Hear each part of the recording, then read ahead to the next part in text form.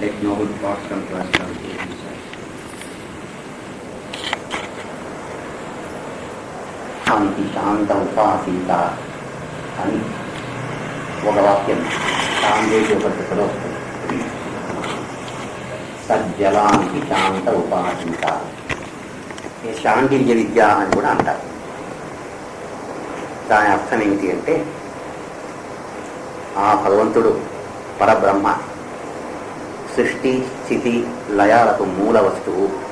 తత్ జ ల తన్ ఇది. జ అంటే జన్మ, ల అంటే లయ, తన్ అంటే అంతరం, ఈ మధ్య పుట్టుక చావుకు మధ్య ఉండే స్థితిని అంతరము అంటారు. ఈ మూడిటికి మూల వస్తువు పరబ్రహ్మ. సృష్టి స్థితి లయ, వీటికి ఆ పరబ్రహ్మ వస్తువు నుంచి ఈ మూడు ప్రకటమవుతున్నాయి. సృష్టి స్థితి లయ. ఆ పరబ్రహ్మ అదే వాక్యంలోనే సర్వం కల్విదం బ్రహ్మ, ఈ సర్వము నిజంగా కూడా ఆ పరబ్రహ్మ వస్తువే. సర్వం కల్విదం బ్రహ్మ తజ్జలానికి శాంత ఉపాసీత. ఈ పరబ్రహ్మ సర్వ వస్తువును వ్యాపించి అంతటా వ్యాపించి ఉన్నాడు. ఆ పరబ్రహ్మ కాని వస్తువు ప్రపంచంలో మరొకటి లేదు. సర్వం కల్విదం బ్రహ్మ. ఆయనను మానవుడు సాధకుడు తజ్జలానిది, ఆయన సృష్టి స్థితి లయాలకు మూల వస్తువు అని భావించి శాంత ఉపాసీత, ప్రశాంతంగా ఉపాసన చేయి. అంటే ఈ సృష్టి స్థితి లయాలకు మూల వస్తువు పరబ్రహ్మ అని మనం ధ్యానం చేసుకుంటున్నట్టయితే మనకు ఆ రహస్యం, జీవన రహస్యం అర్థమవుతుంది. శాంతంగా ఉపాసన చేయాలి, ధ్యానం చేయాలి. ఏమని ధ్యానం చేయాలి? ఈ సర్వ సృష్టి భగవంతుడి నుంచి వస్తూ ఉంది, ఆయనలోనే నివసిస్తూ ఉంది, ఆయనలోనే అంతమవుతోంది, లయమవుతూ ఉంది అని మనం భావించాలి. అంటే నిత్య జీవనంలో కూడాను వ్యక్తిగతంగా ఇది సమష్టి, ప్రపంచమంతా కాస్మిక్ కాన్షియస్నెస్, కాస్మిక్ ఎగ్జిస్టెన్స్ ఇప్పుడు మనం చెప్పుకున్నది. ఇక వ్యక్తిగతంగా కూడాను అది సత్యము. ఒక వ్యక్తి వ్యష్టి, సమష్టి వ్యష్టి, మ్యాక్రోకాస్మిక్ మైక్రోకాస్మిక్. మ్యాక్రోకాస్మిక్ అంటే సమస్త సృష్టి, మైక్రోకాస్మిక్ అన్నట్టయితే దాని ప్రతీక ప్రతి వ్యక్తిలోన, నాలోన, మీలోన, వారిలోన అంతటా ఉంటుంది. దాన్ని మైక్రోకాస్మిక్ అంటారు. దీనికి కూడాను అంటే వ్యక్తిగతంగా వ్యష్టికి కూడాను ఈ మూడు సత్యాలు ప్రకటమవుతాయి. ఎట్లా అంటే, మనం పుడతాం, కొంతకాలం ఉంటాం, తర్వాత శరీరాన్ని వల్ల వెళ్ళిపోతాం. సృష్టి స్థితి లయ. మన శరీరం సృష్టింపబడ్డది, కొంతకాలం ఉంటుంది, తర్వాత పంచభూతాల్లో కలిసిపోతుంది, లయం కలుగుతుంది. సృష్టి స్థితి లయ దీనికి ఉంది. ఆ మ్యాక్రోకాస్మిక్ మైక్రోకాస్మిక్, సమష్టి వ్యష్టి, ఈ రెండు ప్రపంచాలకు మూల వస్తువు పరబ్రహ్మనే. బాహ్య ప్రపంచములో అంతటా వ్యాపించి ఉన్నది పరబ్రహ్మనే, వ్యక్తిగతంగా మనలో వ్యాపించి ఉన్నది పరబ్రహ్మనే. బాహ్య ప్రపంచంలో అణువులోన పరబ్రహ్మ ఉన్నాడు, వ్యక్తిలో కూడాను అణువున పరబ్రహ్మ ఉన్నాడు. అయితే వ్యక్తిగతమైన లోపదోషాలకు ఆయన అంటుకోలేదు, మన లోపదోషాలు ఆయనకు లేదు. దీన్ని బాగా మనం ఆలోచించినట్టయితే ప్రకృతి అంతటా ఈ నియమం ఉంది. నాలోనే కాదు, నీలోనే కాదు, ప్రతి వస్తువులోన ఈ నియమం కనిపిస్తుంది. అంటే పుట్టడం, కొంతకాలం ఉండడం, తర్వాత నశించి పోవడం. అవ్యక్తాదీని భూతాని వ్యక్త మధ్యాని భారత అవ్యక్త నిధనాన్యేవ తత్ర కాపరిదేవన. ఈ సత్యాన్ని తెలుసుకున్న తర్వాత అంటే ఏ వస్తువు కానీ, ఏ ప్రాణి కానీ, ఏ భూతం అంటే ఇక్కడ ప్రాణి ఏది కానీ ఈ ప్రకృతిలో ప్రకటము కాకముందు అవ్యక్తంగా ఉండేది. అది ఎక్కడ ఉంది మనకు తెలియదు, అంతే. అది అవ్యక్తం, మనకు కనిపించలేదు. ఆ తరువాత వ్యక్తమైంది. ఓ పసిపాప ఇప్పుడు వ్యక్తమవుతారు. అవ్యక్తాన్ని భూతాన్ని వ్యక్త మధ్యాన్ని, మధ్యలో ప్రకటమైంది. అవ్యక్త నిధనాన్ని ఏవ, అది ఆ శరీరాన్ని వదిలిన తర్వాత లేదా లయం పొందిన తర్వాత తిరిగి అవ్యక్తంలో లయమైపోతుంది, మనకు కనిపించింది. కొంతకాలం మాత్రమే కనిపిస్తుంది. ఒక వ్యక్తి అనేవాడు ఆయన పుట్టక ముందు మనకు కనిపించలేదు. మనకు పుట్టాడు, కొంతకాలం ఉన్నాడు, శరీరం వదిలిపోయిన తర్వాత తిరిగి కనిపించాడు. అవ్యక్తం నుంచి వచ్చాడు, కొంతకాలం వ్యక్తంగా ఉన్నాడు, తర్వాత అవ్యక్తంలోకి లయమైపోయాడు. ఇది సృష్టి నియమం. దీన్ని ఎవ్వరు తప్పించుకోవడానికి సాధ్యం కాదు. అంతటా ఇదే నియమంగా ఉంది. ఈ నియమానికి అతీతుడైన వాడు ఒక్కడే, ఆయనే పరబ్రహ్మ. తజ్జలానికి శాంత ఉపాసీత. ఈ ప్రక్రియలకు మూల వస్తువు ఆయన. ఆయన సర్వత్రా వ్యాపించి ఉన్నాడు. సర్వం కల్విదం బ్రహ్మ. ఈ విషయాన్ని శాంత ఉపాసీత, బాగా ఆలోచించి ధ్యానం చేయి, ఆ సత్యాన్ని తెలుసుకో అనుకున్నప్పుడు ప్రతి వ్యక్తి ఈ విధంగా ఆలోచన చేసిన తర్వాత వానిలో కొన్ని మార్పులు వస్తాయి. ఏమొస్తుంది? అందరికీ ఉన్నది నాకు కొత్తగా ఏముంది? ఏమీ లేదు. పుట్టాను, కొంతకాలం ఉంటాను, తర్వాత ఈ శరీరాన్ని వదిలిపోతాను. ఈ మధ్యలో కొంతకాలం ఉన్న దాంట్లో మన మనస్తత్వాన్ని బట్టి కష్ట సుఖాలు కలుగుతూ ఉంటాయి. మనస్తత్వాన్ని బట్టే కష్ట సుఖాలు కూడాను మనస్తత్వాన్ని బట్టే. మనం కష్టం అనుకుంటే కష్టము, లేదనుకుంటే లేదు. ఏదో ఒక విషయం మనం కష్టం అనుకున్నట్టయితే కష్టంగా ఉంటుంది. అది కాదనుకున్నట్టయితే, నాది కాదు అనుకున్నట్టయితే ఏం కష్టం లేదు. మనం ఎవరైనా దూషించినట్టయితే కొంతమంది చాలా బాధపడతారు, అయ్యో దూషించినారు కదా. తత్రకా పరిదేవన అని కృష్ణ పరమాత్మ అన్నప్పుడు ఈ చిన్న చిన్న విషయాలకంతా ఎందుకయ్యా బాధపడతావు? ఈ శరీరమే శాశ్వతం కాదు, ఎవరో ఒక మాట అంటారు అని అనుకుంటారు కొంతమంది. లేదా కొంతమంది బాధపడతారు. ఒకరికి ఇష్టమైంది మరొకరికి ఇష్టం కాదు, ఒకరికి ప్రియమైంది మరొకరికి ప్రియమైంది కాదు. ఈ ప్రియాప్రియాలు కూడా వ్యక్తిగతంగా ఉంటాయి. స్నేహితులు కానీ, బంధువులు కానీ, ఆలుబిడ్డలు కానీ, ఆ ప్రియాప్రియాలు వ్యక్తిగతంగా ఆధారపడి ఉంటాయి. అది శాశ్వతమైన వస్తువుగా, వస్తువు శాశ్వతమైంది కాదు, నా శరీరము శాశ్వతమైంది కాదు, నాకు ప్రియమైన వస్తువు కానీ అప్రియమైన వస్తువు కానీ ఏది శాశ్వతమైంది కాదు. జన్మ మృత్యు జర వ్యాధి దుఃఖ దోషానుదర్శనం. అటు తజ్జలానికి ఇటు ఈ విషయం తెలుసుకున్నట్టయితే జన్మ మృత్యు, ఇక మిగిలి ఉంది జర రోగ ఇత్యాది. అవి ఎవ్వరికీ తప్పింది కాదు. జన్మ మృత్యు ఎవ్వరికీ తప్పింది కాదు. ఈ సత్యాన్ని బాగా మనం గమనించిన తర్వాత ఈ కొంతకాలానికి ఎందుకు ఈ పరిదేవన, ఈ దుఃఖం ఎందుకు, ఈ బాధ ఎందుకు, ఎవరైనా అంటే బాధపడడం ఎందుకు, ఏది నష్టపోతే అతనికి బాధపడడం ఎందుకు అనే దాన్ని కృష్ణ పరమాత్మ స్పష్టంగా చెప్తాడు. మనం దీన్ని బాగా ఆలోచించిన తర్వాత ఈ సత్యం అనిపిస్తుంది. బ్రతికినాళ్ళు కొంతకాలమే మనకి చూస్తుండేది, శాంతంగా బ్రతుకుదాం, ప్రశాంతంగా ఉందాము అనే భావన మనకు వస్తుంది. ఈ ప్రశాంతత రావాలన్నట్టయితే భయం పోవాలి. భయం ఉంటే ప్రశాంతత ఉండదు. ఏదో భయం. పుట్టాం, ఈ పుట్టిన తర్వాత చావు తప్పదు. చావు అంటేనే భయం. ఆ పదం చెప్పితేనే చాలా మంది భయం. ఆ భయం మనలో చేరుపడేస్తుంది. ఈ చావు అనే భయము అనేక రూపాలు పొంది మన సుప్త ప్రజ్ఞలో చేరుకొని ఆ చావుకు సంబంధించిన ఏ విషయము మనకు మనసుకు వచ్చినా భయపడిపోతాం. ఆ భయం అనేది, భయానికి మూల వస్తువు చావు, లయం. పుట్టాము, కొంతకాలం ఉంటాము, లయం అయిపోతాం. ఉన్నంతకాలం ఆ లయము అనే పదానికి మనం భయపడిపోతాం. ఎక్కడ వెళ్ళిపోతామో, ఏమవుతుందో, ఈ శరీరానికి ఏమవుతుందో అని భయపడిపోతుంటాం. ఆ భయాన్ని జయించాలి. విద్వాన్ నా విధేది కుతశ్చన. తెలుసుకున్నవాడు జ్ఞాని దేనికి భయపడడు, దేనికి భయపడకూడదు. కష్టమో సుఖమో బ్రతుకో చావో పుట్టుకో దేనికి భయపడకూడదు. పూర్ణంగా భయాన్ని జయించాలి. ఆ భయం సత్వ సంశుద్ధి. ఆ సత్వ సంశుద్ధి అంటే ఆ మనస్సు శుద్ధిగా ఉండడం.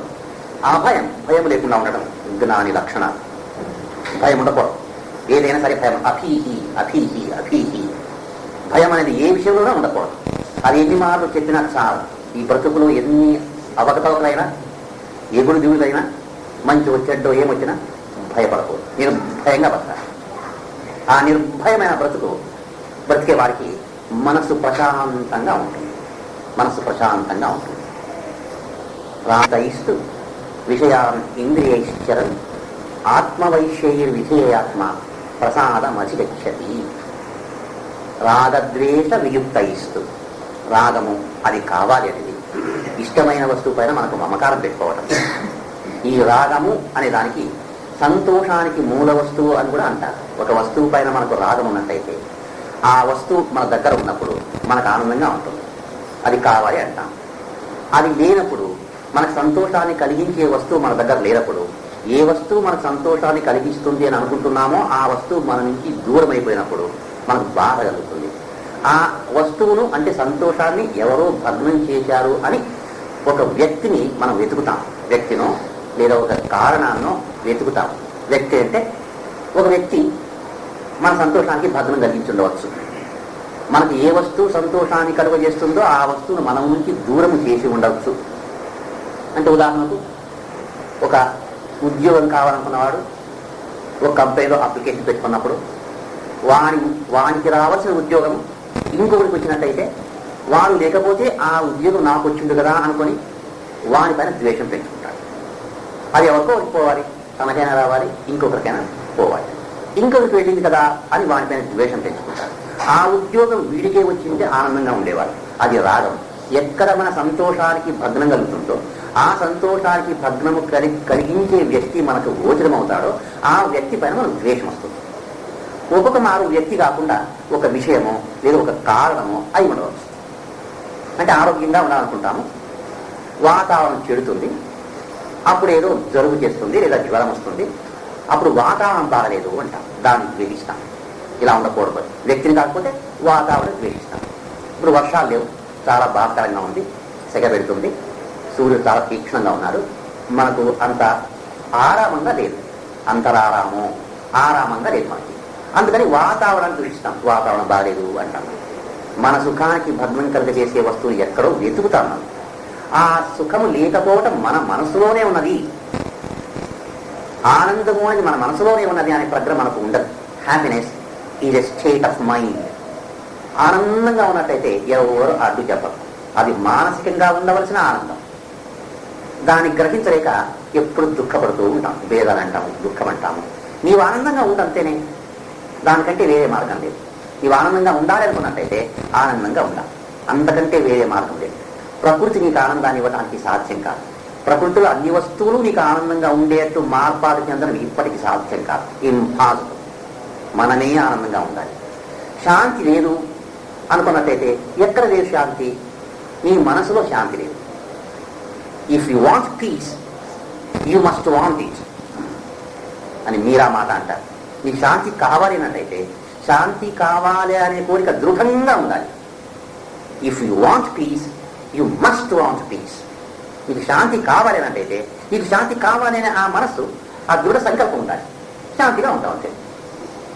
ఆ శాంతి ఎక్కడ పోయింది? ఏ అంగడిలోనూ దొరకదు. డబ్బిచ్చుకునే వస్తువు కాదు, ఎక్కడా దొరకదు. ఆ శాంతి హృదయంలోనే ఉంది. నీవు ఆ శాంతి నీవే అనుభవించాలి. శాంతిగా ఉండాలి అన్నట్టయితే శాంతిగా ఉండు అంతే. శాంతిగా ఉండాలి అనుకుంటే శాంతిగా ఉండు. ఆనందంగా ఉండాలి అనుకున్నట్టయితే ఆనందంగా ఉండు. ఎవరు వద్దన్నారు? వేరే వాళ్ళు శాంతిని, ఆనందాన్ని ఇవ్వలేరు. అది సాధ్యం కాదు. ఇకపోతే ఈ శరీరం ఏమవుతుందో, ఎన్ని మార్పులు వస్తాయో, దీనివల్ల కష్టం వస్తుందేమో అని మనం భయపడుతూ ఉన్నట్టయితే దాన్ని తప్పించుకోవడానికి సాధ్యమా? దేని నుంచి తప్పించుకోవడానికి సాధ్యం కాదో దాని గురించి బాధపడి ఏ లాభం? రోగం వస్తుంది, జన్మ, మృత్యు, జర, వ్యాధి, ముసలితనం వస్తుంది, వ్యాధి వస్తుంది, దుఃఖం వస్తుంది. బ్రతికిన తర్వాత ఇవన్నీ తప్పివి కాదు. దాని గురించి ఆలోచన ఎందుకు చేయాలి? ఇప్పుడున్నట్టుగా మనం ఉంటే చాలు. బుద్ధుడు ఒక మాట చెప్తాడు, let go the past, let go the future, let go the present also. With the mind fully liberated, cross over to the other shore of existence. వెనుకటికి జరిగింది ఏమో జరిగింది, పోనీ అని దాన్ని తలుచుకొని దుఃఖపడవద్దు, లేదా ఆనందమూ పడవద్దు. దాన్ని వదిలిపెట్టేసేస్తే కంప్లీట్గా పోనీ. వెనుకటి ఏమేమో జరిగింది, మనం ఇక్కడికి రాకముందు ఎన్నో జరిగిపోయాయి. లెట్ గో ద పాస్ట్, దాని గురించి ఆలోచించేది. లెట్ గో ద ఫ్యూచర్, ముందు ఏమో జరుగుతుంది, రోగం వస్తుంది, ముసలితనం వస్తుంది, మన బంధువులు మనం గౌరవించరు, డబ్బు ఉందో పోతుందో, ఏమవుతుందో ఏమి లేదో, ఏమో అవుతుంది. దాని గురించి ఎందుకు ఆలోచించాలి? అది కానున్నది కాకమానదు. ఎంత ఆలోచన చేసినా దాని గురించి మనం ఏం చేయలేము. ఇక ఇప్పటిని గురించి ఆలోచించేమని కొంతమంది అంటారు. The past is death, the future is unborn, live act in the living present, heart within, God above అని అంటారు. అంటే పోయింది పోని, అంటే పాస్ట్. ఇక రానున్న దాని గురించి ఆలోచించేయవద్దు. ఇప్పుడు బ్రతికే బ్రతుకు గురించి ఆలోచించేయి. క్రియాత్మకంగా బ్రతుకు. ఏ పని చేయాలో ఆ పని చేయి. భగవంతుని స్మరించు. నీ హృదయంలో ధైర్యం ఉండని, హార్ట్ విజిన్, దయా దాక్షిణ్యాది మంచి గుణాలు ఉండని అని కొంతమంది చెప్తారు. అయితే ఇప్పుడు మనం అనుకుంటున్న బుద్ధుడు చెప్పారు అది కాదు. Let go the present also, దాని గురించి కూడా ఆలోచించేది. Let go the past, let go the future, let go the present also. ఇప్పటి పరిస్థితిని కూడా నువ్వు ఆలోచించేది. పని చేసేటప్పుడు ఆలోచించేయవలసిన పని ఏముంది? పని చేస్తూ ఉండు. ఆ పని ముగిసిపోతే ముగిసిపోయింది, ఇంకో పని వస్తుంది. బ్రతుకుతూ ఉండు, పని చేస్తూ ఉండు, అంతే. ఎక్కువ దాని గురించి ఆలోచించేయద్దు. ఏమవుతుందో అని భయం పెట్టుకోవద్దు. ఏ విషయంలోనా భయం ఉండకూడదు. విద్వాన్ నా బిభేది కుతశ్చన, కుతశ్చ ఏ విషయంలో కూడా భయపడకూడదు. అఖీహి నిర్భయంగా బతకాలి. తానున్నది రాకమానదు, పోన్నది పోక మానదు. దాని గురించి ఆలోచించేయవద్దు. అటువంటి మనసు ఉన్నప్పుడు మనకు ప్రశాంతత కలుగుతుంది. ఈ రాగద్వేషాలు ఇది కావాలి, ఇది వద్దు అనుకొని వస్తు సంచయం పైన మనం ఉన్నప్పుడు మన మనసు చలిస్తూ ఉంటుంది. రాగద్వేష వియుక్తైస్తూ విషయాన్ ఇంద్రియైశ్చరం, ఇంద్రియాలు విషయాలపైన వాటి విషయాలపైన ప్రవర్తిస్తూ ఉంటాయి. అంటే కన్ను ఒక వస్తువును చూడాలని కోరుతుంది. ఆ చూడాలని కోరిక కలిగిన కన్ను అనేది ఇంద్రియం. వస్తువు చూడాలని ఏ వస్తువు అనుకుంటున్నామో ఆ వస్తువు దానికి విషయం. అది కన్ను చూడాలి అనుకుంటుంది, చూస్తూ ఉంటుంది. చెవి వినాలి అనుకుంటుంటుంది, వింటూ ఉంటుంది. చర్మము స్పర్శించాలనుకుంటుంటుంది, స్పర్శిస్తూ ఉంటుంది. ఇత్యాది విషయా ఇంద్రియ చలనం. ఇంద్రియాలు ఈ విషయాలపైన చరిస్తూ ఉంటాయి, ప్రవర్తిస్తూ ఉంటాయి. అంటే ఇక్కడ ఇంద్రియము అంటే రెండు ఉదాహరణలు జ్ఞాపకం పెట్టుకోవాలి. సాధారణంగా ఉపనిషత్తులో 2 ఉదాహరణలు మాత్రమే చెప్తారు. భద్రం కర్ణీః శృణుయామ దేవాః భద్రం పశ్యేమాక్షభిర్యజత్రాః. చెవి, కన్ను ఇది ముఖ్యమైనది. వేరే వాటిని మనం ఊహించుకోవాలి. చెవితో వింటాం, కన్నుతో చూస్తాం.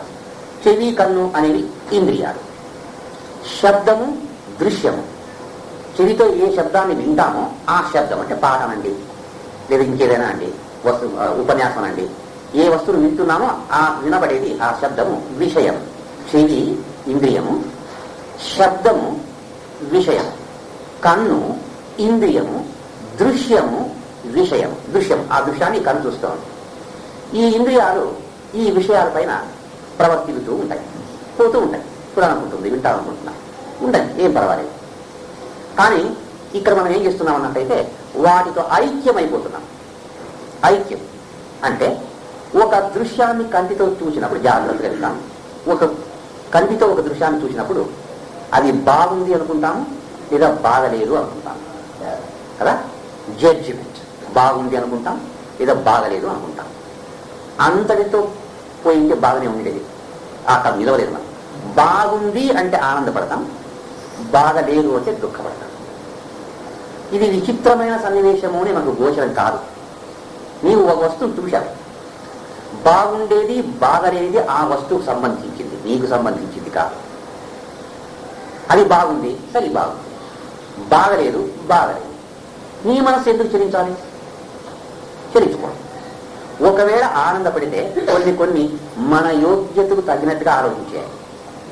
కొన్ని విషయాల్లో పెద్దవాళ్ళు చాలా ఘనంగా చెప్తారు, ఆనందపడవద్దు, దుఃఖపడవద్దు అంటారు. నా ప్రహృష్యేత్ ప్రియం ప్రాప్య నోద్విజేత్ ప్రాప్య చాప్రియ స్థిరబుద్ధ్య సమ్మూఢ బ్రహ్మని స్థిత. మంచి వస్తువును చూసినప్పుడు ఆనందపడవద్దు, చెడ్డ వస్తువును చూసినప్పుడు దుఃఖపడవద్దు అని భగవద్గీత చెప్తుంది. అయితే మనము అంత ఉన్నత స్థానానికి వెళ్ళలేనప్పుడు మంచి వస్తువును చూసి ఆనందపడినా చెడ్డ వస్తువును చూసి దుఃఖపడకూడదు. అయితే రహస్యం ఏంటంటే చెడ్డ వస్తువును చూసినప్పుడు దుఃఖపడేవాడు, మంచి వస్తువును చూసి ఆనందపడేవాడు ఒకదానిని జయించి మరొక దాన్ని జయించకుండా ఉండటానికి సాధ్యం కాదు. ఒకదానికి లొంగితే మరొక దానికి లొంగుతాడు. అంటే మంచి వస్తువును చూసిన వ్యక్తి ఆనందపడగలిగితే చెడ్డ వస్తువును చూసినప్పుడు దుఃఖపడతాడు. ఆ దుఃఖాన్ని జయించలేడు. మంచిది కలిగినప్పుడు ఆనందపడేవాడు, చెడ్డది కలిగితే దుఃఖపడతాడు. అందుకని మంచిది కలిగినప్పుడే జాగ్రత్తగా ఉండాలి. మనం ఉప్పుడికి పోకూడదు. దుఃఖేషు అనుద్విగ్న మన సుఖేషు విగత స్వర. ఆ సుఖం వచ్చినప్పుడు చాలా ఉప్పొంగిపోయేవాడు దుఃఖం వస్తే భరించలేడు. అందుకని మనము సుఖంగా ఉన్నప్పుడే సాధన ఎక్కువ చేయాలి. దీనికి ఎక్కువ అంటుకోకూడదు. మనము దీనికి అంటుకున్నట్టయితే ఈ సుఖం పోయిన తర్వాత దుఃఖం వచ్చినట్టయితే మనం భరించలేము. సుఖాన్ని భరించగలిగిన వాడు మాత్రమే దుఃఖాన్ని భరించగలుగుతాడు. అయితే మనం దుఃఖాన్ని భరించగలగటానికి శక్తిని కోరుతున్నామే కానీ సుఖాన్ని భరించగలగాలి అని మనకు ఆ భావం రావడం లేదు.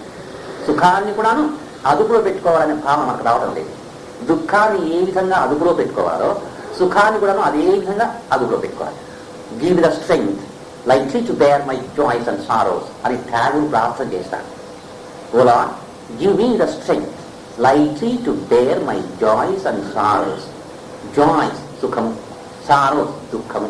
సుఖ దుఃఖాలు రెండు కూడాను భరించే శక్తిని నాకు ఇవ్వు అంటారు. అని మనం సుఖం వచ్చినప్పుడు ఇది భరించాలి అనే భావనే రాదు, సుఖంగా ఉండిపోతామంటే. కష్టం వచ్చినప్పుడు మాత్రమే భగవంత దీన్ని భరించే శక్తిని మనకి ఇవ్వమని కోరుకుంటున్నాం. కానీ మనం దీన్ని ప్రాక్టీస్ చేయాలి. సుఖం వచ్చినప్పుడు ప్రశాంతంగా ఉండడం నేర్చుకోవాలి. మనసు ఉప్పొంగిపోకూడదు, సామాన్యంగా ఉండాలి, సాధారణంగా ఉండాలి. విషయాన్వేషించడం ఆత్మవైశ్యయ విధేయాత్మ. ఈ కన్ను చెవులు మంచి చెడ్డను చూస్తూ ఉన్నప్పటికీ ఉప్పొంగిపోకూడదు. మంచి చూసినప్పుడు చాలా ఆనందపడటం, చెడ్డను చూసినప్పుడు చాలా దుఃఖపడటం, అలా ఉండకూడదు. ఆత్మవైశ్యై, నీవు వాటిని నీ వశములో పెట్టుకో ఉండాలి. ఆత్మ అంటే ఇక్కడ నీ సొంతాన్ని. ఆత్మవైశ్యై విషయాన్ ఇంద్రియేశ్చరన్ ఆత్మవైశ్యై, వాటిని అదుపులో పెట్టుకొని మనమును మనం అదుపులో పెట్టుకోవాలి. విధేయాత్మ, ఇంద్రియాలను అదుపులో పెట్టుకోవడం ఒకటే కాదు, విధేయ ఆత్మ. నీ వ్యక్తిత్వం సంపూర్ణంగా నీ చేతిలో ఉండాలి. నా వ్యక్తిత్వం నా చేతిలో ఉండాలి. అది నాది, అది నాకు, నా అధీనంలో ఉండాలి. మనము శరీరం యొక్క అధీనంలో ఉండకూడదు, శరీరము మన అధీనంలో ఉండాలి. అలాంటి వ్యక్తి రాగద్వేష వియుక్తైస్తు విషయాన్ ఇంద్రియైశ్చరన్ ఆత్మవైశ్యైర్విధేయాత్మ ప్రసాదమధిగచ్చతి. ఓ ప్రసాద స్థితిని వాడుకుంటాడు. It is state of existence, mental existence, psychological state, మానసిక స్థితి. ప్రసాదంగా ఉంటాడు, మనసు శాంతంగా ఉంటుంది, ఆరామంగా ఉంటుంది, ఎడుగులు ఉండవు, హెచ్చు తక్కువలు ఉండవు. అలాంటి మనస్థితి గలవాడు ప్రసాదే సర్వదుఃఖానాం హానిరస్యోపజాయతే. అలాంటి మనస్థితిని సాధించిన తర్వాత, అంటే మనస్థితిని ఏ విధంగా సాధించాలి అని మొదటి శ్లోకంలో మొదటి భాగంలో భగవంతుడు చెప్పారు. నీవు ఇంద్రియాలతో ప్రపంచాన్ని అనుభవించేటప్పుడు కూడాను వాటి అదుపులో ఉండకుండా వాటిని నీ అదుపులో పెట్టుకొని మనస్సు స్థిమితంగా పెట్టుకొని బ్రతుకు. నీకు మనస్సు ప్రసాదంగా ఉంటుంది. ప్రసాదే సర్వదుఃఖానాం హానిరస్యోపజాయతే. అటువంటి మనస్సు ఉన్నవానికి సర్వదుఃఖానాం హానిరస్యోపజాయతే. అప్పుడు కూడా దుఃఖాలు రావు అని చెప్పలేదు పరమాత్మ, వస్తాయి, పోతాయి. హానిరస్యోపజాయతే. దుఃఖం వస్తుంది, హాని వెళ్ళిపోతుంది, వస్తుంది, పోతుంది. దాన్ని మనం ఏం చేయలేదు. మనం సుఖం వచ్చే విధంగా వెళ్తుందో, సుఖం వస్తే అది వెళ్ళిపోతే మనకేమైనా నష్టం కలిగిందా? నష్టం కలిగి వచ్చింది, పోయింది. ఇంకే గాలి వచ్చిపోయినట్టుగా సుఖం వచ్చింది, పోయింది. అది మనకేం నష్టం కలగలేదు. అయితే సుఖం వచ్చినప్పుడు ఉన్న మనస్సు పోయినప్పుడు లేదు. మనలో వ్యత్యాసం కలుగుతూ ఉంది. సుఖం వచ్చింది పోయింది అన్నప్పుడు, వచ్చినప్పుడేమో ఉప్పొంగిపోయాం, పోయిందంటే బాధపడుతున్నాం. దానికి సాధారణంగా ఈ వేదాంతంలో ఒక ఉదాహరణ చెబుతుంటారు. ఒక వ్యక్తి నది ఒడ్డున కూర్చొని ధ్యానం చేస్తూ ఉన్నాడట. సుఖం వచ్చింది పోయిందంటే ధ్యానం చేస్తున్నట్టయితే ఆ పై కరెంటు దగ్గర, కరెంట్ పై నీళ్ళపై నుంచి ఒక వాకింగ్ స్టిక్ కట్టి వస్తూ ఉంది, బెత్తం వస్తూ ఉంది. దానికి బంగారు పిడి ఉంది. ఆ బంగారు పిడి వీరికి కనిపించింది. ఆనందమైంది. వచ్చిందని నాకు తీసుకుంటాను, బంగారు నాకు వస్తూ ఉంది, ఆనందం. వచ్చింది, వెళ్ళిపోయింది, చిక్కరైంది, చేతి వెళ్ళిపోయింది. అయ్యో పాయి చేస్తున్నాను. అది వచ్చేటప్పుడు ఆనందపడ్డాడు, పోయినప్పుడు దుఃఖపడ్డాడు. వచ్చేది వాడికి కాదు, పోయిందేది వాడికి కాదు, వాడికి సంబంధించింది కాదు. ఏం చేసుకుంటున్నారు? అది నదిపై తేలుకుంటూ వచ్చింది, నదిపై తేలుకుంటూ వెళ్ళిపోయింది. వచ్చినప్పుడు ఆనందపడేందుకు, పోయినప్పుడు దుఃఖపడేందుకు? అది వచ్చినప్పుడు వాడికి కాదు, పోయినప్పుడు వాడికి కాదు. అంటే సుఖం వచ్చింది, పోయింది, మనకే నష్టం కలగలేదు. వచ్చింది పోయినా నష్టం కలగలేదు. అయితే పోయినప్పుడు నష్టం కలిగింది అనుకుంటున్నాం. కానీ దీన్ని కొంచెం బాగా ఆలోచిద్దాం. తజ్జలానికి శాంత ఉపాసిత, శాంత ఉపాసిత, శాంత మనస్సుతో దీన్ని ధ్యానం చేద్దాం, అర్థం చేసుకున్నాం. అలాగే దుఃఖం, అది వస్తుంది, పోతుంది. సుఖము వచ్చి పోయినప్పుడు దుఃఖం వచ్చింది అనుకుంటాం, దుఃఖం వచ్చిపోయినప్పుడు సుఖం వచ్చింది అనుకుంటాం. దుఃఖం వచ్చా పోయింది, సుఖం వచ్చా పోయింది. ఇవి ఎప్పుడు జరుగుతూనే ఉంటాయి, జరుగుతూనే ఉంటాయి. ప్రసాదే సర్వ దుఃఖానాం హానిరస్యోపజాయతే ప్రసన్న చేతసోహ్యాశు బుద్ధి పర్యవతిష్టతే. అటువంటి ప్రసన్నమైన చేతస్సు మనస్సున్న వారికి బుద్ధి స్థిరంగా ఉంటుంది, చంచలంగా ఉండదు. ఏదో ఒక విషయాన్ని అర్థం చేసుకుంటాడు, దాన్ని సాధన చేస్తాడు, మధ్య మధ్యలో దాన్ని వదడు. జ్ఞానస్య నిష్ఠ కలిగి ఉంటాడు, దృఢంగా ఉంటాడు. అంటే కొంచెం అర్థం చేసుకుందాం, మీరు దృఢంగా ఉంటారు.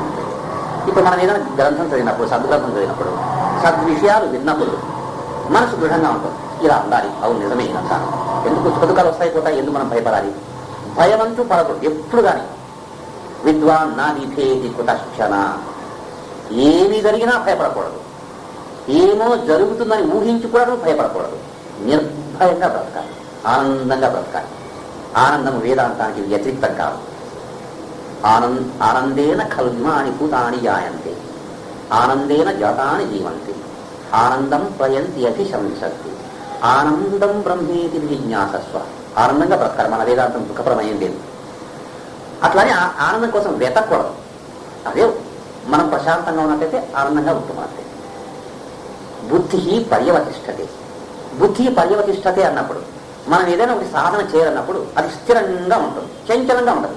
మనం ఇలాగే ఉండాలి, నిర్భయంగా ఉండాలని మీరు అనుకున్నట్టయితే అది ఎప్పుడు జ్ఞాపకం ఉంటుంది, నిర్భయంగానే ఉంటాం.